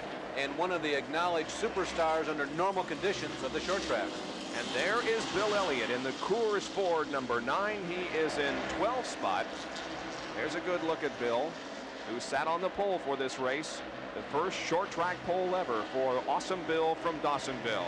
Only 4 drivers in Winston Cup racing have won at least one main event for 5 years in a row, and Elliott, who's right now racing with a little debris caught on the grill, is one of those drivers. Normally that might cause a problem, but not on a cool day like today. Brett Bodine is running 13th after taking over the controls from Terry Labonte on the pace lap. Labonte gets credit for starting the race, or at least gets the points, but Brett Bodine took over in relief as Labonte still is suffering from that broken scapula at Darlington last weekend. Kyle Petty is in 2nd position, about 14 seconds behind the leader, Dale Earnhardt. And he does have one career win that took place in 1986. Remember the big crash at Richmond on the final lap, what proved to be the final lap, and Kyle Petty snaked through to win. And right behind Kyle Petty is Neil Bonnet, and he is in 3rd spot. In the number 75 car, the Valvoline Pontiac from Raymock Racing. And Alan Kowicki is right behind him, and he is in 4th position. So we have 2, 3, and 4 running very close on the racetrack. 16 career wins for Bonnet in the 75 Valvoline machine, and Kowicki has not yet won on the Winston Cup Trail. Remember, he had that pole earlier this year. But this is a terrific run for Alan. He has been trying to reassemble the crew over the last couple of weeks. He didn't practice all that swiftly. He didn't qualify all that fast, but he's had a super strong event. And the other car on the racetrack, our final one that we'll run down for you, is the D.K. Ulrich-owned machine, driven by Bob Baker from Lakeland, Florida. The yellow flag is out as Jeff Bodine has smoke pouring from the rear of that engine. That may be causing our caution period. We assume so. Bodine on the high side of the racetrack up in turn number 2, but you can see a tremendous amount of smoke and steam coming from that Chevy. Boy, they are having a trying season. There's no question that when things are even 80% right, on this car, put together by Gary Nelson, piloted by Jeff Bodine, owned by Rick Hendrick. There's just no question they have the ability to be a challenger every time out. But 87 has started out with a great deal of rocks in the road. So the yellow comes out on lap number 241. We ran 115 laps under green. This is the 6th caution period of the day, and wholesale pit stops will be made. Jerry Punch is in Dale Earnhardt's pit. Here he comes. Here's the leader, Dale Earnhardt, brings the Wrangler Chevrolet to a halt. He will get a nice cool drink, and they will go to work on the right side of the car. Kirk Shelverdine, the crew chief, takes the right front tire off. They had 1 can of fuel in, the 2nd can of fuel going in. It will be a 4-tire change, a routine stop under caution. But again, they must hustle here at Wilkesboro because the caution car takes about 25 seconds, 30 seconds to get around, and they have to get these tires changed to get him out. Good pit stop off the jack, about 24.5 seconds. And there goes Dale Earnhardt back out on the racetrack, and Richard Petty is going to be second out. Kyle Petty also is away, so is Rusty Wallace. And just about everybody that came in for a stop has now moved back out onto the racetrack. Jeff Bodine has the hood up on that car as they're taking a look at it, and also Darrell Waltrip has the hood up on his car, and they're continuing to do repairs on that machine. Now, several other drivers are making second pit stops to change tires on the other side, including Richard Petty, Bill Elliott, and others. Let's go down to Dick Berggren. Well, Bodine is in the pits, and there's a lot of oil underneath this automobile, and right now they're working in the area of the oil pan. There apparently is damage to either the oil pan or the oil cooler or one of the lines. One of the crew members is under here right now, and they are stuffing rags underneath this car to try to get it to go. Bodine has 2 or 3 times taken the window net down as if he thinks maybe it's over, and then he thinks the crew may get this thing back together again.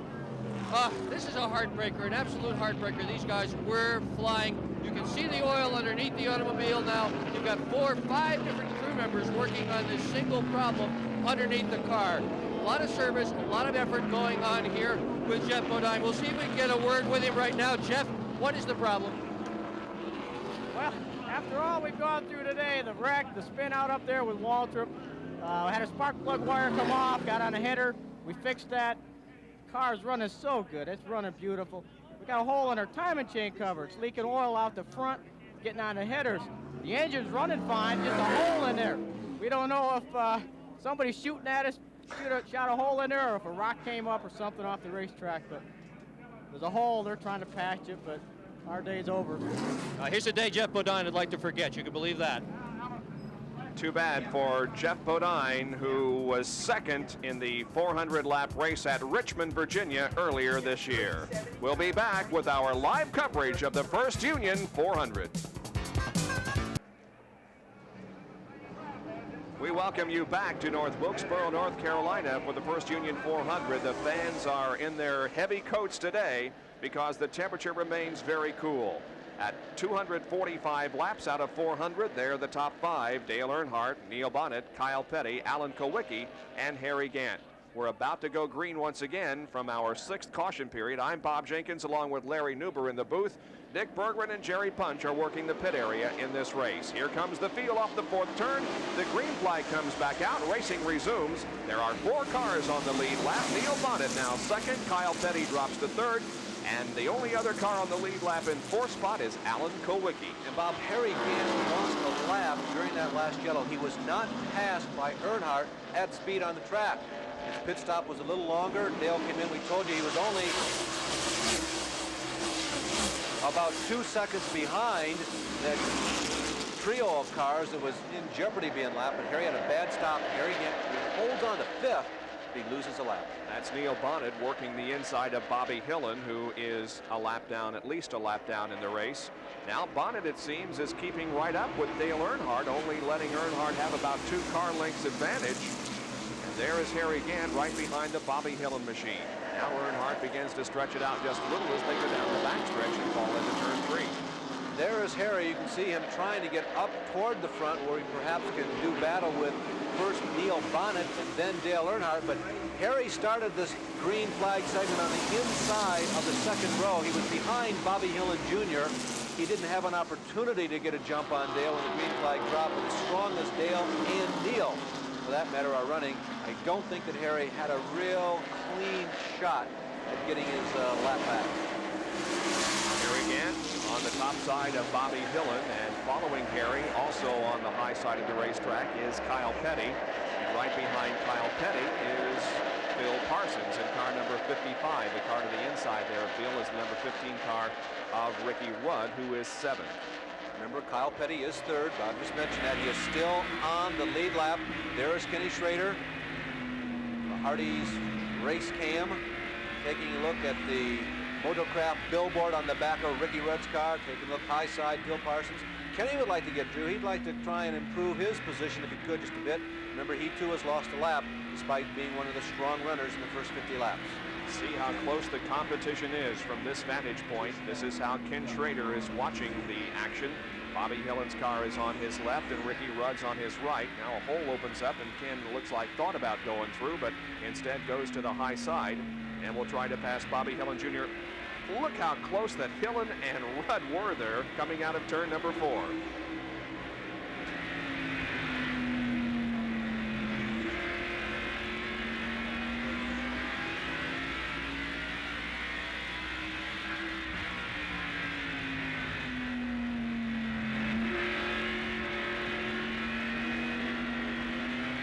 Oh, there's Kowicki.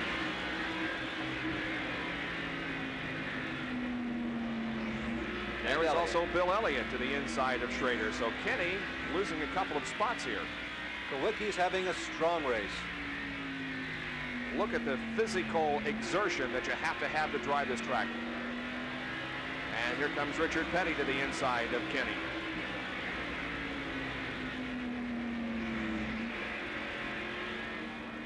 Down to about 100 miles an hour when you decelerate going into a corner. Pound the brakes once, probably hard. Maybe pump them once or twice, depending upon how heavy traffic is. Rusty Wallace letting Richard Petty know that, hey, I'm back here. Stay on the throttle. I'm trying to get around too. We get up to about 135, 140 miles an hour on the straightaway.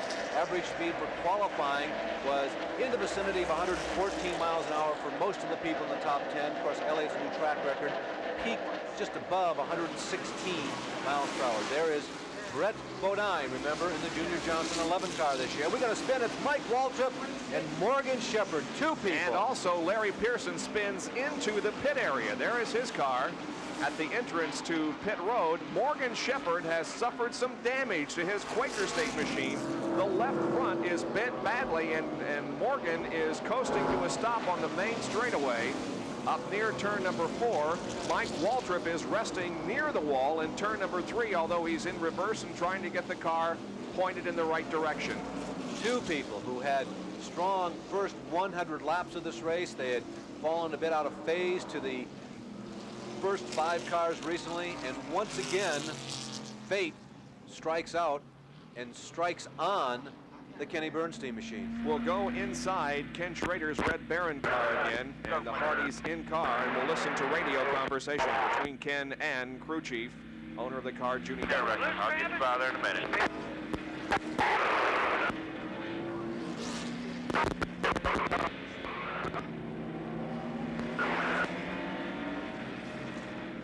There is Kenny passing that stalled car of Morgan Shepherd in the 4th turn, and the leader, Dale Earnhardt, is in the pit area. It's a quick stop, looks like only for fuel. They're holding him until the field can pass by so he won't gain a lap. Let's go to Jerry Punch. The reason Dale Earnhardt made this quick gas and go is very, very simple. By calculations, he can run 145 to 150 laps under green on a tank of fuel. We're right at 140 plus laps to go. This last little gas and go means he can go the rest of the way without having to worry about a pit stop. Well, we're on lap number 260, so there are only 140 to go, and that would put Dale Earnhardt within that window.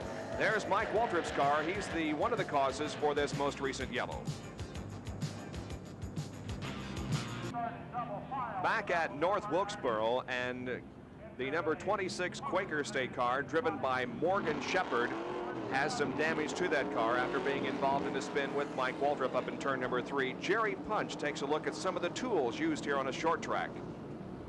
When the NASCAR and Winston Cup stars come to the short tracks, they like to get with the program, as they call it. They do a little bit of framming and bamming, a little bit of fender rubbing, and here are some of the tools that are necessary to repair some of those cars during the race. Everyone recognizes a normal pry bar, a simple steel bar to pry fenders away from the tires. Well, there are a couple of variations, and we'll let one of the Quaker State crewmen here show us this specified pry bar. This bar made with a simple curve in the end of it to slide beneath the fender and pry on the tire to help pull away the rear fender. See, it works very nicely. Well, what about if you've got some significant sheet metal damage on the car? Well, some fine-tuned, delicate adjustments to the body with this 5-pound sledgehammer. Or, if it's a serious problem, possibly its big brother, this 8-pounder right here can be used to remove serious metal or sheet metal damage. Well, how about if the car comes in with a flat tire and is rolling along on the chassis? What can you do? Well, you can't get the jack under it, so they got a tool for that. He slides this tool up beneath the car. He will push down and pry the car up off the ground so the crew can slide the normal jack in, jack the car up, and change the tires. Just some of the tools you have to use on the short tracks when you can start getting with the action and framming and bamming. And many of the tools that Jerry talked about are being utilized at this moment by the Quaker State crew after Morgan Shepherd's incident up in turn number 3. We'll be back with more live coverage of the First Union 400 from North Wilkesboro here on ESPN. Back in North Wilkesboro, there are the top 5. Neil Bonnet has the lead now. He came out of the pits first, and Dale Earnhardt has moved to second, although he was third a lap or 2 ago, but he passed Alan Kowicki, putting him back to third. Kyle Petty is fourth, and Phil Parsons is in fifth, but Parsons is a lap down. There are only 4 cars on the lead lap. There you can see Neil Bonnet leading Phil Parsons and Ricky Rudd, and then the 4th car on the racetrack, third behind Bonnet, is the second place car of Dale Earnhardt. Brett Bodine, last time around in turn number 1, almost spun. Here's a look at it. Bodine on the inside of the king. Richard Petty trying to hold off Bill Elliott, and Bodine not touching anybody else, but just overcooks her a little bit, going into number 1 and number 2, saves it. Elliott moves underneath. Sterling Marlin in the Piedmont Oldsmobile number 44 moves under, and on we go. Back wide now, that's Sterling Marlin in car number 44, who is 4 laps down in 17th position. And then Brett Bodine, who right now is in 9th. You know, Bob, a lot of chicanery. We use one of those big words that we read all those bad things about this week. A lot of changes as we go back up front and look at Neil Bonnet. He's holding on. And all the cars that are outside of those on the lead lap. We got Phil Parsons, Ricky Rudd, Rusty Wallace, Brett Bodine, Richard Petty, and Bill Elliott, among 2 or 3 others that are 1 lap down, and they've all changed positions after that last yellow. Ricky Rudd seems to have gotten the better of the situation. Ricky Rudd, and I should add, Bill Parsons. Look where they're running. There is Phil, second in line, 5th in the race. There's Earnhardt, looking like he's ready to charge to the front, and he is wrapping on Ricky Rudd's back bumper, and Ricky is in 6th position, also 1 lap down. But Phil and Ricky are strong here. Yeah, they are. They're certainly not giving Dale Earnhardt any ground here. Earnhardt having a tough time getting around these 2 as Neil Bonnet continues to set the pace. If this were late in the race, they would be in a position to really assist Neil Bonnet toward a potential win here. But Earnhardt really has a lot of time. We're not even inside 100 laps to go yet. As a matter of fact, our lap counter shows that we're 277 laps into this race. So about 123 more to go. Mike Waltrip has been in the pit area. He now goes back out onto the racetrack. He was one of those involved in the spin up in turn number 3 that caused our most recent caution period, along with Morgan Shepherd and Larry Pearson. And Morgan Shepherd's car remains in the pit area, so it looks like Shepherd's day is over. Now Earnhardt moving alongside Ricky Rudd at the end of the backstretch. Morgan Shepherd continues to sit in the pit area while Dale Earnhardt now passes Ricky Rudd, and only 1 car now between himself and the leader Neil Bonnet, and that is Phil Parsons. Before this all shakes down, we could end up having, that is assume that Earnhardt has no trouble and eventually gets back into the lead and threatens to run off and hide again. We could have an interesting contest for second place because Bonnet continues to run strong. Kyle Petty is moving in on a group of cars. Difficult to tell who in that group up there is holding back everybody else with Bonnet, Phil Parsons, Dale Earnhardt. He's holding no one back, or Richie Rudd, but Kyle Petty is moving up, and Alan Krawicki is only about 15 car lengths behind Kyle, and Bonnet in second, Kyle's third, and Alan Krawicki is in fourth. So things are kind of in a settled down period here as Neil Bonnet leads. Back at North Wilkesboro, where really the only change significantly that has happened during that break is Dale Earnhardt has passed Phil Parsons, and now Dale Earnhardt is right behind the leader of this race, Neil Bonnet. About 5 car lengths, or maybe 4 car lengths, separate those two. The 27 and 9 cars are doing battle out there. That is Rusty Wallace and Bill Elliott. This is approximately for 7th position, we believe. Both cars on the same lap, although a lap down to the leader. Barry Dodson told me that they have been so impressed. That is the Raymond Beetle number 27 car, handled by Rusty Wallace. They've been so impressed with Dale Earnhardt and what that team has been doing this year that they have kind of paid attention to the testing schedule of when Richard Childress is going to go somewhere. And they have made it a point that when they happen to be scheduled at the same time, they show up at the same time the Childress car does to try and see just how they measure up to that car. He told me he thinks it helped a little bit. Of course, nobody has really stumbled across, if indeed it is a secret, whatever it is, why Childress, Schumberdine, and Earnhardt are so strong this year. While testing is a very important part of any race, it could have led to the pole position of Bill Elliott. They tested here at this track a week ago Monday, but as you can see, the testing that they did apparently isn't paying off too well as far as the race is concerned. Now Dale Earnhardt is within 1 car length of Neil Bonnet. We'll see how Dale might challenge for the lead. Bob, an indication again about how severe the weather was here. Looking at Bonnet, I ran into Bonnet in the hotel. I think it was Friday night. He said, well, I was on my way up in the mountains, up in the Boone, I think he said he was going, and he got about 15 miles down the road, and the road disappeared. He said all I could see was guardrail and white. He came back. The snow was that heavy in certain parts of the countryside up here this weekend. It was just a horrible Friday night here in the Triad, as they call it, the Piedmont area.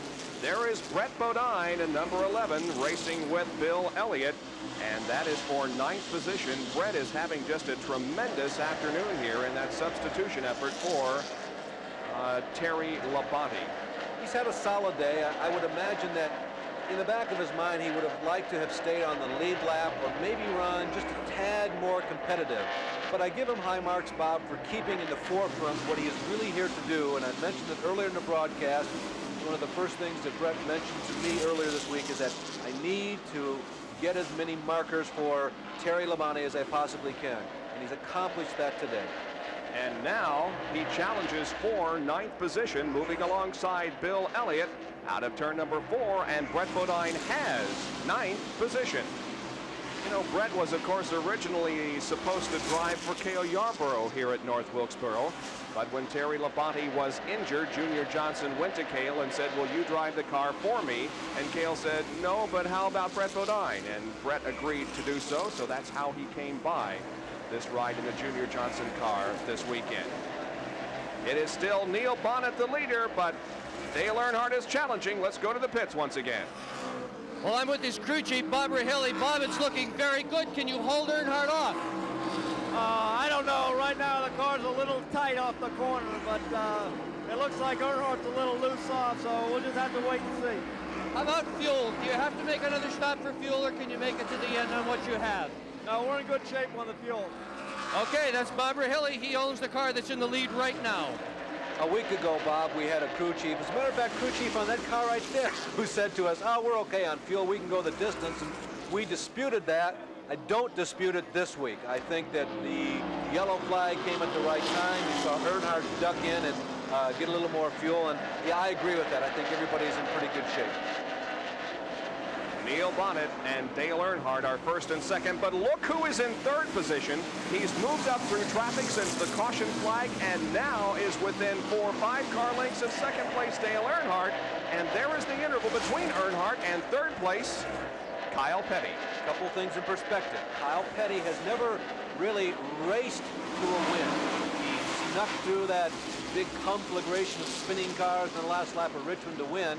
He has been strong here in past races. Remember a race about a year and a half ago when Kyle Petty was running well and he got bumped by Dale Earnhardt. He expressed his displeasure on the air here on ESPN from a gesture from cockpit to cockpit. Is this going to be Kyle Petty's day? At the moment, Neil Bonnet leads the first Union Bank 400. We talked to him earlier in the weekend about testing and practice here at North Wilkes. You've had some good days at this racetrack, too. Yeah, and I probably ran more test laps at this track anywhere I've ever ran. I drove for Junior for 3 years. The majority of our testing was at this facility right here. And I told Butch I ran good with him when I was back with him in '83 here at this track, and I feel like I bring some more experience in here that'll help us with our race team. And the very little practice we've had, my car feels great right now. I feel like we'll be in good shape for the race. That's the comments of Neil Bonnet, who at the moment leads this event, going to the outside of the 81 car driven by Eddie Bierschwell. Well, certainly if Neil Bonnet can pull off the victory here today and beat Dale Earnhardt, it will be quite a feather in his cap. The question that I have, can he do it? Can Bonnet hold off Dale Earnhardt? My opinion, no. It is either Earnhardt or Kyle Petty that is the strongest car among those three. Now, history is going to tell us, recent history, that it's going to be Earnhardt, but Petty has been moving up. I don't know if it's because Dale's been held back by Neil or because Kyle is running better than both of them. I'll tell you one thing, old Neil is not rolling over and playing dead. Earnhardt is going to have to arm wrestle big time to get by Neil. Well, he tried it there on the outside. Curve. Oh, he hit the curve there in turn number 4. He tried the high line, the outside of the racetrack in turns 1 and 2 last lap. Got a little bit out of shape and lost maybe 3 or 4 feet. And then he went to the inside there in turn number 4 and hit the curb. So he is having difficulty passing Neil Bonnet. Look at Kyle Petty. He is certainly not out of this race. This is something that Earnhardt hasn't had to contend with very many times in 1987. Fighting for the lead within the last 100 laps of a race. 2 guys actually have a chance. He must be flabbergasted. Well, I think those 3 cars that are running together there are just about equal. At least it appears that way at the moment. Neil Bonnet's Pontiac, Dale Earnhardt Chevrolet, and Kyle Petty's Ford. Kyle looking to the inside of Earnhardt. He is looking like he would like to pass Dale Earnhardt and go in the 2nd spot, but for the moment they fall into single file formation heading to turn number 3. We'll resume our coverage after these messages.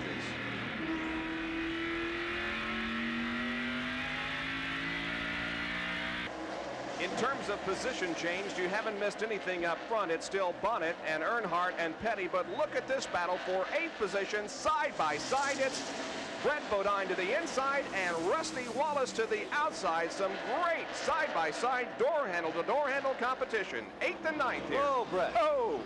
Maybe the first time that Brett Bodine has been in a Winston Cup car on a short track, but many, many miles on a short track and all kinds of racers, as with Rusty Wallace. So these are 2 guys that you might say this is Bodine's first race ever, but they match up pretty evenly when it comes to experience on short tracks. Well, it's going to be interesting to go to Bristol, Tennessee next weekend. We'll be there live with the Valleydale Meets 500 at 1 o'clock next Sunday afternoon. That's where Rusty Wallace won his very first Winston Cup race. And we'll see if he can duplicate that effort this year. In fact, both of these people figure to be prominent next week. Bodine really likes that place, too. It's one of the first places where he emerged in big-time racing. Now the leaders are coming into some traffic, and we could see some position changes here. They passed Jerry Cranmer. Now Bobby Allison is just about to get lapped again. He is 2 laps down at the moment, about to go 3 laps down. He's just ahead of Neil Bonnet there in the red and white car. That's Bobby Allison. Now, as we approach Bobby Allison, it's Neil Bonnet and Dale Earnhardt slipping a little bit, coming out of number 4. See Bill Parsons in the background at the top of your screen. Remember, Bill is down a lap, but running strong here. There's Kyle Petty in 3rd. What both Kyle Petty and Neil Bonnet have to hope is that Earnhardt loses a little bit of the handle in the last 70 or 80 laps here that we have to go. Will the stagger perhaps go away just a bit? That is the difference in the size of the outside tires from the inside tires. As this track continues to get more and more slick, will the setup favor that man right there, Kyle Petty, or maybe favor Bonnet? Again, I don't want to keep harping on the point, but to reflect back historically in '87, both of them got to figure they have got to beat Earnhardt, particularly in the last 50 laps of this race, Probably hoping for no yellow flags, because I agree with you, Bob. Both Bonnet and Petty look stronger than what I thought, but I still think that at least at this moment, Dale has a little bit of an edge.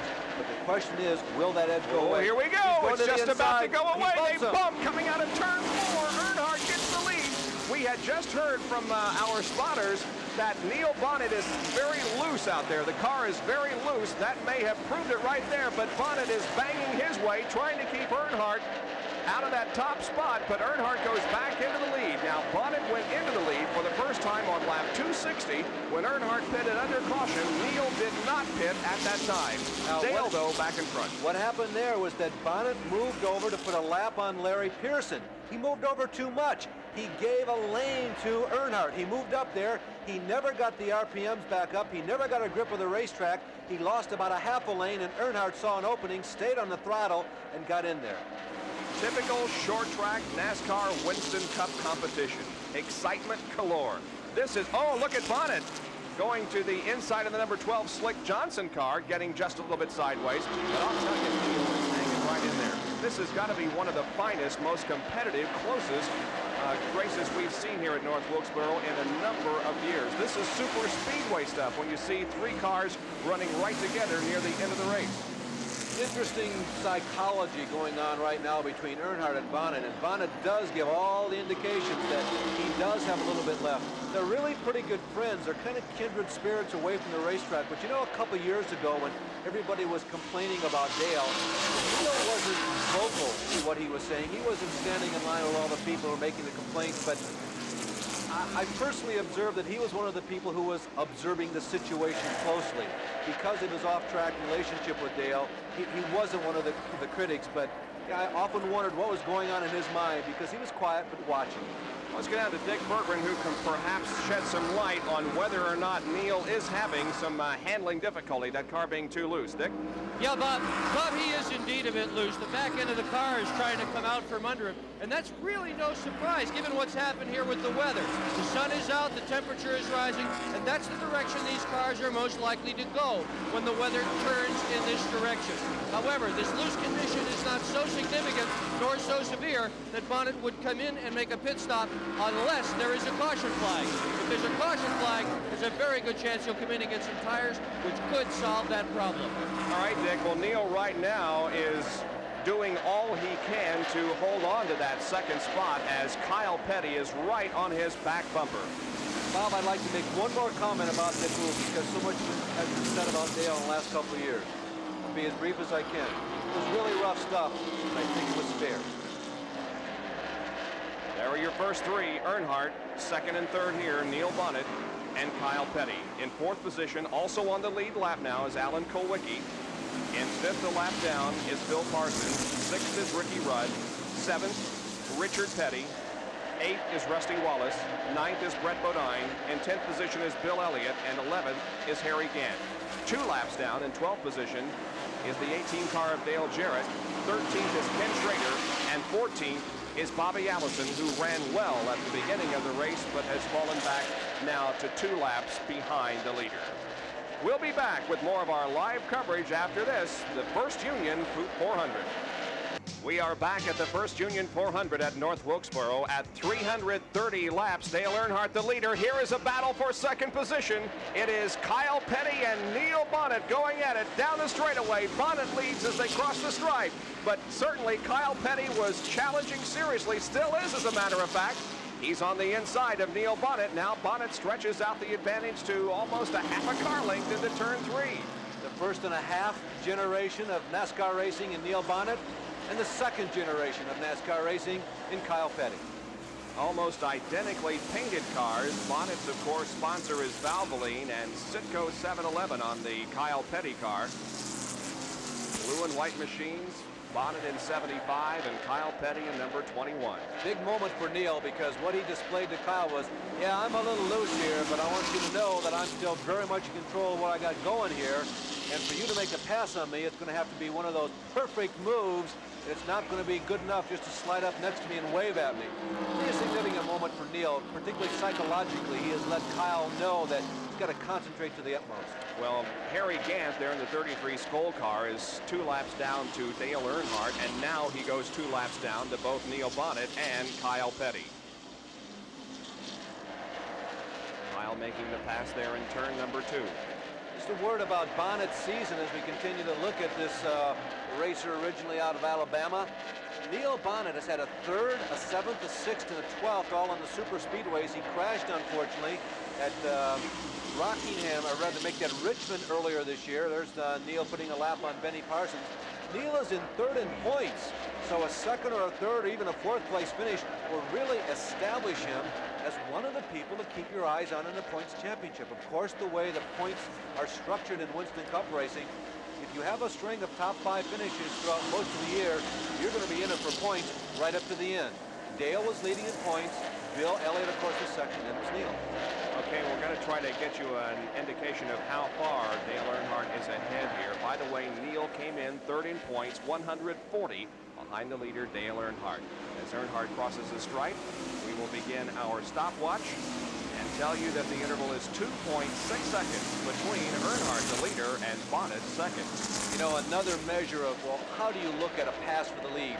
Psychologically, if the guy who takes the lead is the one who streaks away, you think, well, you did not create an unfair advantage, so I'll accept that move for the lead. We'll do it again, see if the interval has changed. Nope, it's exactly the same, 2.6 seconds. And it's really tough to get any stretch of a difference, even if you're in a superior car in 1 lap on a 5/8 mile racetrack. The important point is that Dale has established about 20 car lengths over both Neil and Kyle, and he may be coasting right now. I like to call it park and ride. All right, Dale Earnhardt now on the outside, passing Rodney Combs in car number 10. Rodney from Lost Creek, West Virginia, former dirt track racer from the Cincinnati, Ohio area in the Dygard Chevrolet. Started this race 23rd.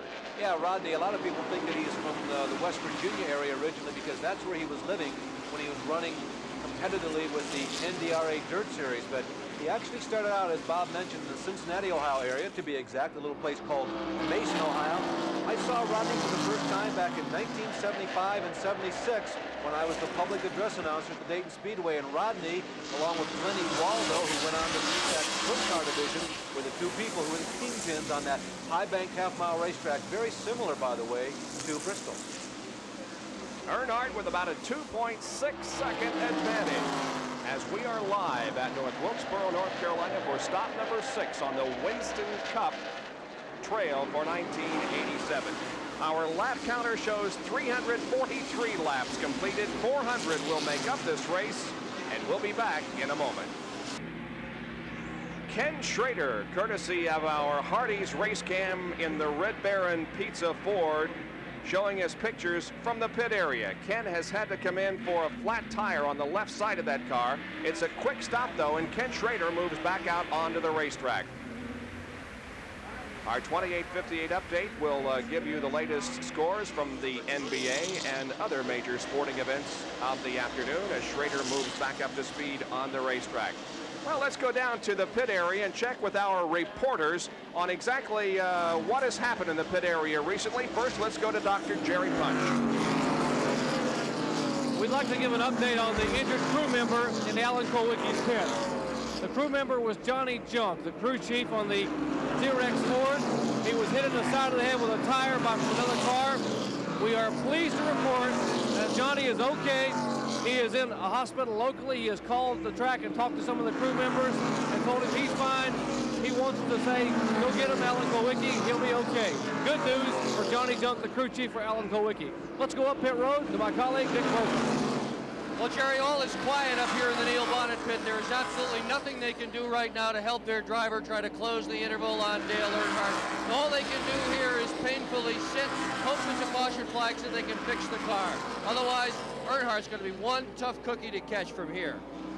Well, it certainly appears that is the situation because the interval now has stretched from that 2.6 that we had a few laps ago, and it's almost now a full straightaway advantage for Dale Earnhardt. Neil Bonnet continuing to run in second, holding off Kyle Petty for third. And the interval, as we check it from the booth here, is just about 5 seconds, just a little over 5 seconds.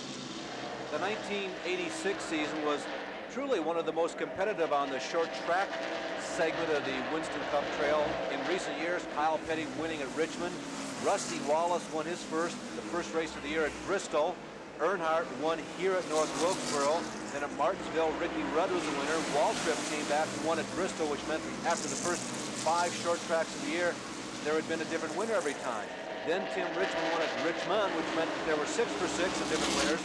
Rusty Wallace and Darrell Waltrip came back and won the final 2 of the 8 short track races last year, but it was a pretty good season in short track. We're showing you the interval between first Earnhardt and second and third Bonnet and Kyle Petty. Now Kyle looks like he wants to challenge on the high side of the racetrack, but he cannot make the pass. Dick Bergeron is with Leonard Wood once again. Well, Leonard, you've got quite a battle going on here with your driver Kyle Petty and Neil Bonnet. What will your strategy be for the remainder of the race? Well, we come in and topped it off on the last pit stop, so we shouldn't have to stop anymore. I don't know if he will or not. He didn't top his off, but he still might not have to stop. But, you know, if no cautions, we should be able to make it the rest of the way. If there is a caution, will you bring your car in, and can you adjust it to run more quickly? Well, we'll just bring it in, put on 4 new tires. And that is probably what everybody will do here if there is a caution flag. If not, we've got a good race for second spot going on. Boy, you can say that again, as Kyle has at one time pulled alongside Bonnet, but Neil continues to hang on.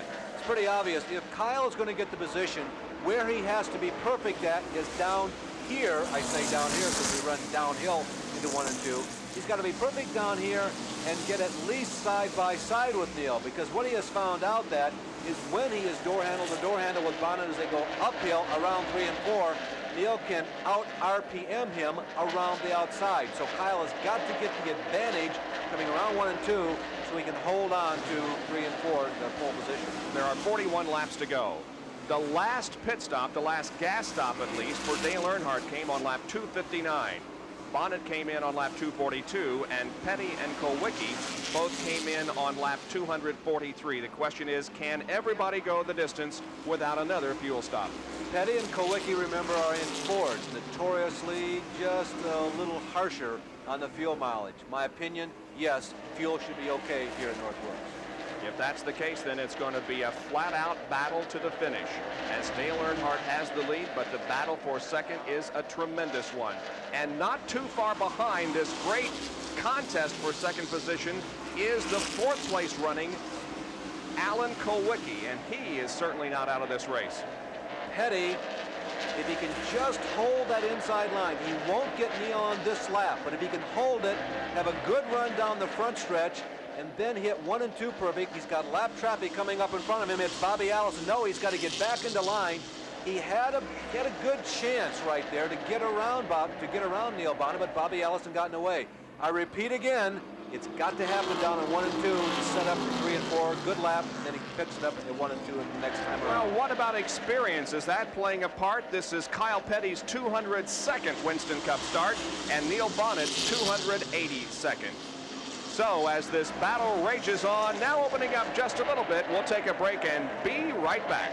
Back at North Wilkesboro, and the caution flag is out. Larry Pearson has spun off the racetrack in the backstretch. So now the question as to whether or not they have enough fuel to make the final few laps, well, that's a moot point now, because Earnhardt, Kyle Petty, Neil Bonnet, and all of those running up front are coming in for a top-off. You're looking at the people who are going to win or lose the race for either Dale Earnhardt, Neil Bonnet, or Kyle Petty.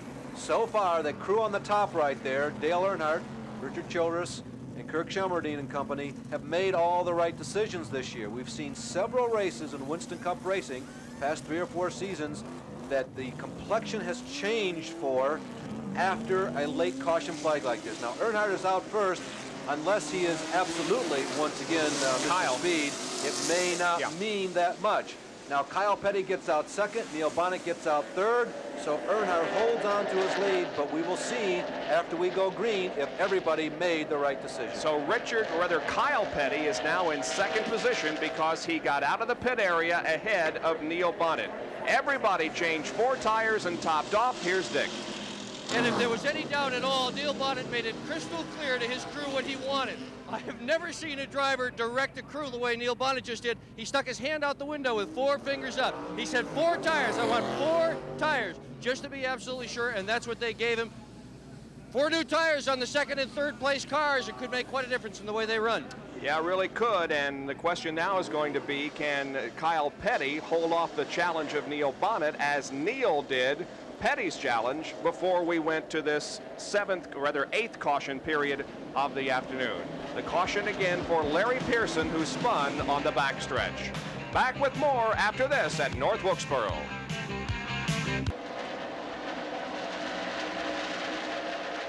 We are back to racing at North Wilkesboro with 373 laps. When we went green, Dale Earnhardt, there he is, the leader. Kyle Petty is second, not letting Dale get very far ahead. Neil Bonnet remains in third position as Neil did not have a particularly good start. Got a little high in turn number 2 and lost a few feet. And Alan Kulwicki runs in 4th position. Those 4 cars on the lead lap. There you see the field passing through turn number 2. Bob gave you a rundown of the top 10 just before we went to the last commercial break in no particular order. Here are the people who have remained out on the speedway in addition to that top 10. Let's see, we got Bobby Allison is still there. Bobby Hillin Jr. there is Bonnet trying to move underneath Ricky Rudd. Remember, they're not racing for position.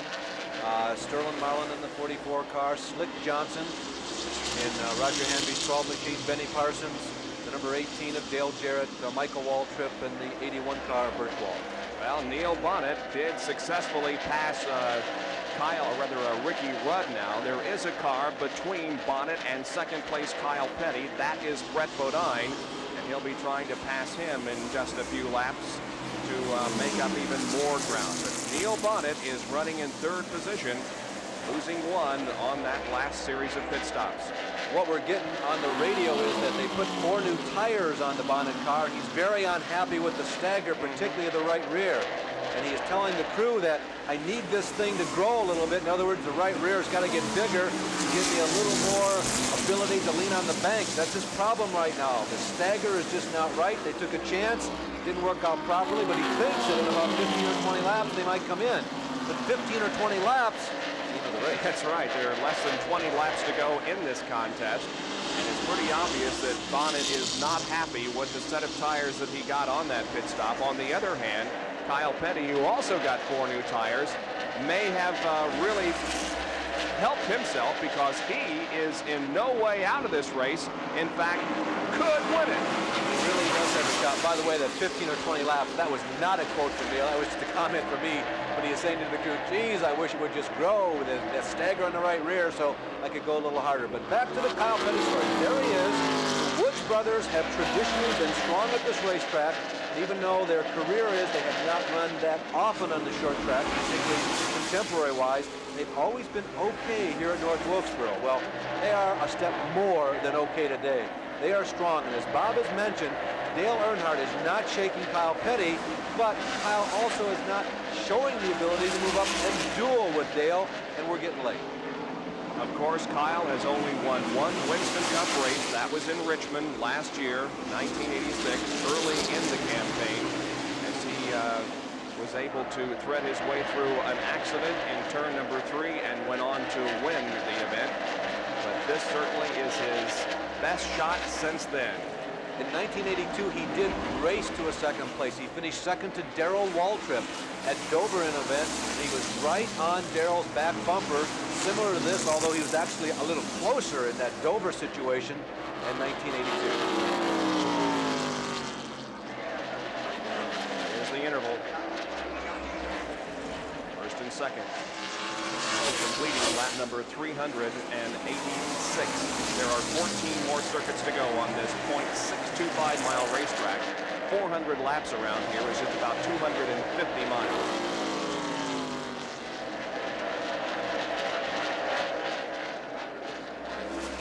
The interval field staying about the same now as Kyle has been unable to close in the last few laps.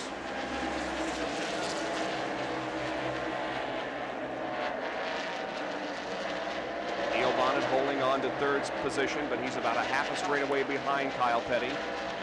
And Alan Kulwicki remains in fourth. He is about 15 to 20 car lengths behind Neil Bonnet.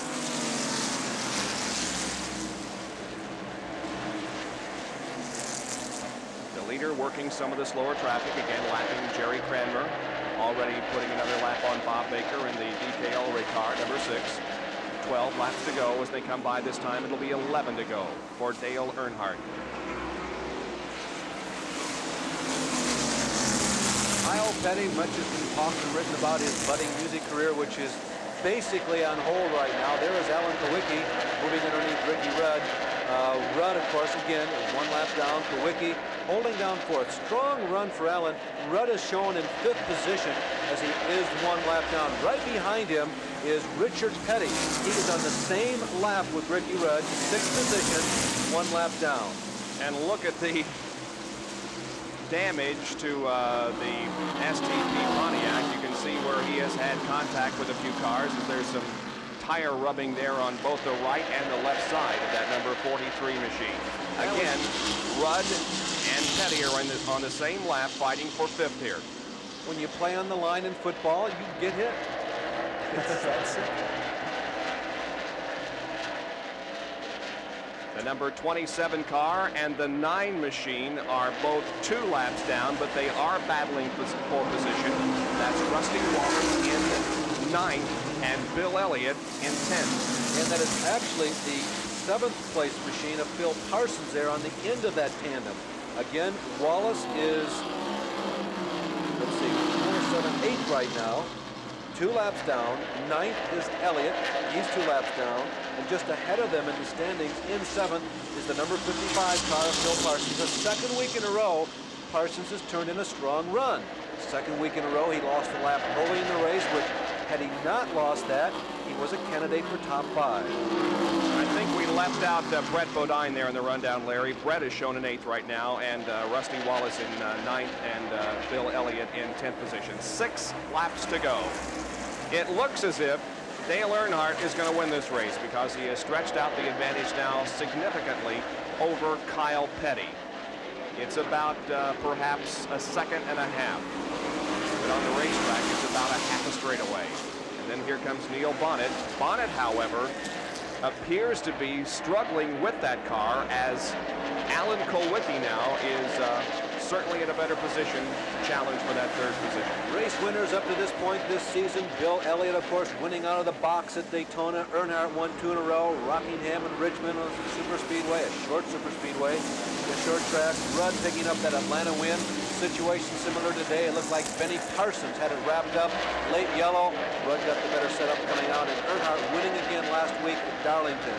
Should he win here, it would be the 4th time in 6 races, giving him a commanding lead in that category. Again, repeating because of the Winston NASCAR point standing structure. Yeah, he'll have a big lead, but it won't be the kind that looks insurmountable.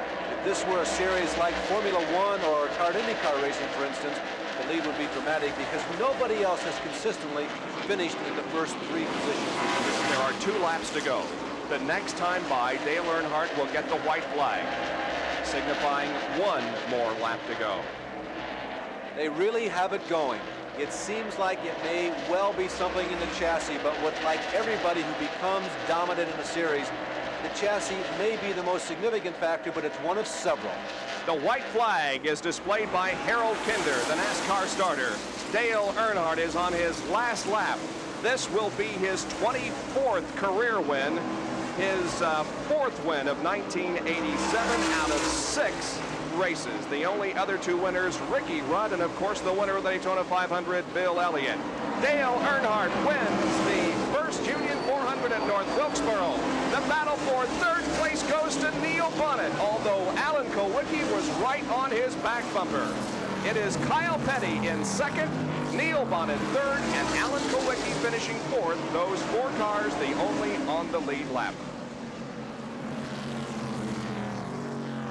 So the crew headed by Kirk Shelmerdine celebrates in the pit area. They will be going to victory lane with their driver. There are the pit crew members. The crew chief Shelmerdine, and of course the owner is Richard Childress. And right now Dale Earnhardt is going down pit road headed for victory lane. And we will be having an interview with him from victory lane in just a moment. Once again, Dale Earnhardt wins here at North Wilkesboro. Back at North Wilkesboro, the winning car is not in victory lane, but rather is being fueled and checked over by the NASCAR technical people. And we'll be having our winner interview here in just a moment, as Dale Earnhardt has once again won another race on the Winston Cup circuit. Here's Jerry Punch. Well, Dale Earnhardt still sitting in this Wrangler Chevrolet. And Dale, first of all, congratulations on a super run today. Thank you, Jerry. You know, the guys did a super job with this car. It's the same car we ran at Richmond and wrecked up there. And, you know, it's just a good day for us. Kirk and all the guys did a good job in the pits. And, you know, Lou's engine ran smooth all day. We just really didn't have no problems. We didn't have to change the car much at all. We maybe turned a wedge bolt one time. But, you know, it's a good day. I like to thank all our sponsors, you know, for Wrangler and Goodwrench and all the people that help us. And, you know, they're doing an awful good job for this year. It's hard to get 4 tires here, even under yellow, Dale, and get back out without losing a lap. But the Wrangler crew, Kirk and the guys, did a tremendous job in the pits. They did. You know, they're the key to this race car running so good and doing so good. They just keep doing a good job every week, and it don't matter where we go race. You know, they pumped up for it.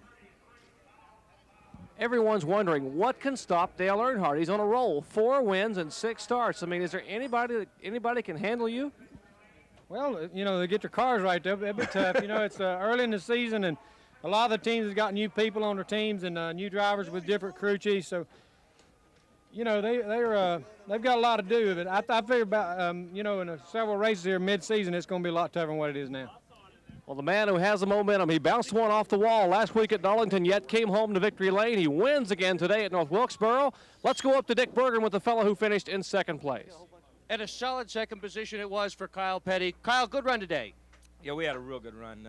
You know, the first couple laps, or first couple pit stops, the tires pushed pretty good, but Eddie and Lynn and Glenn and Leonard and the crew worked great, and got to go forward back up front, and we run pretty good. You came real close, but Earnhardt just seems so strong this year. Can anybody blow him off, or is he just that tough right now? He's tough. He's tough. They got in and out of the pits real good. Everything worked real good with him. But what happened was at the end of the race, we changed tires, and the sun came out, and I think that hurt us a little bit. And the car got a little bit looser than what I wanted. I could run with him for 10 or 15 laps, but then the car got a little bit loose, and he got away from me. And one of the first people down to congratulate Kyle Petty was Barbara Hilly, the fellow that owns the third-place car of Neil Bonnet. Upstairs, go ahead. Thank you, Dick and Jerry. Well, today's Winner's Circle interview has been brought to you by the Goodyear Tire and Rubber Company. No matter how far you go, Goodyear takes you home. We asked the question at the start of a program, who can beat Dale Earnhardt? And the question was answered today, nobody. So perhaps the guy they affectionately call Iron Head is becoming our Iron Man of Winston Cup racing.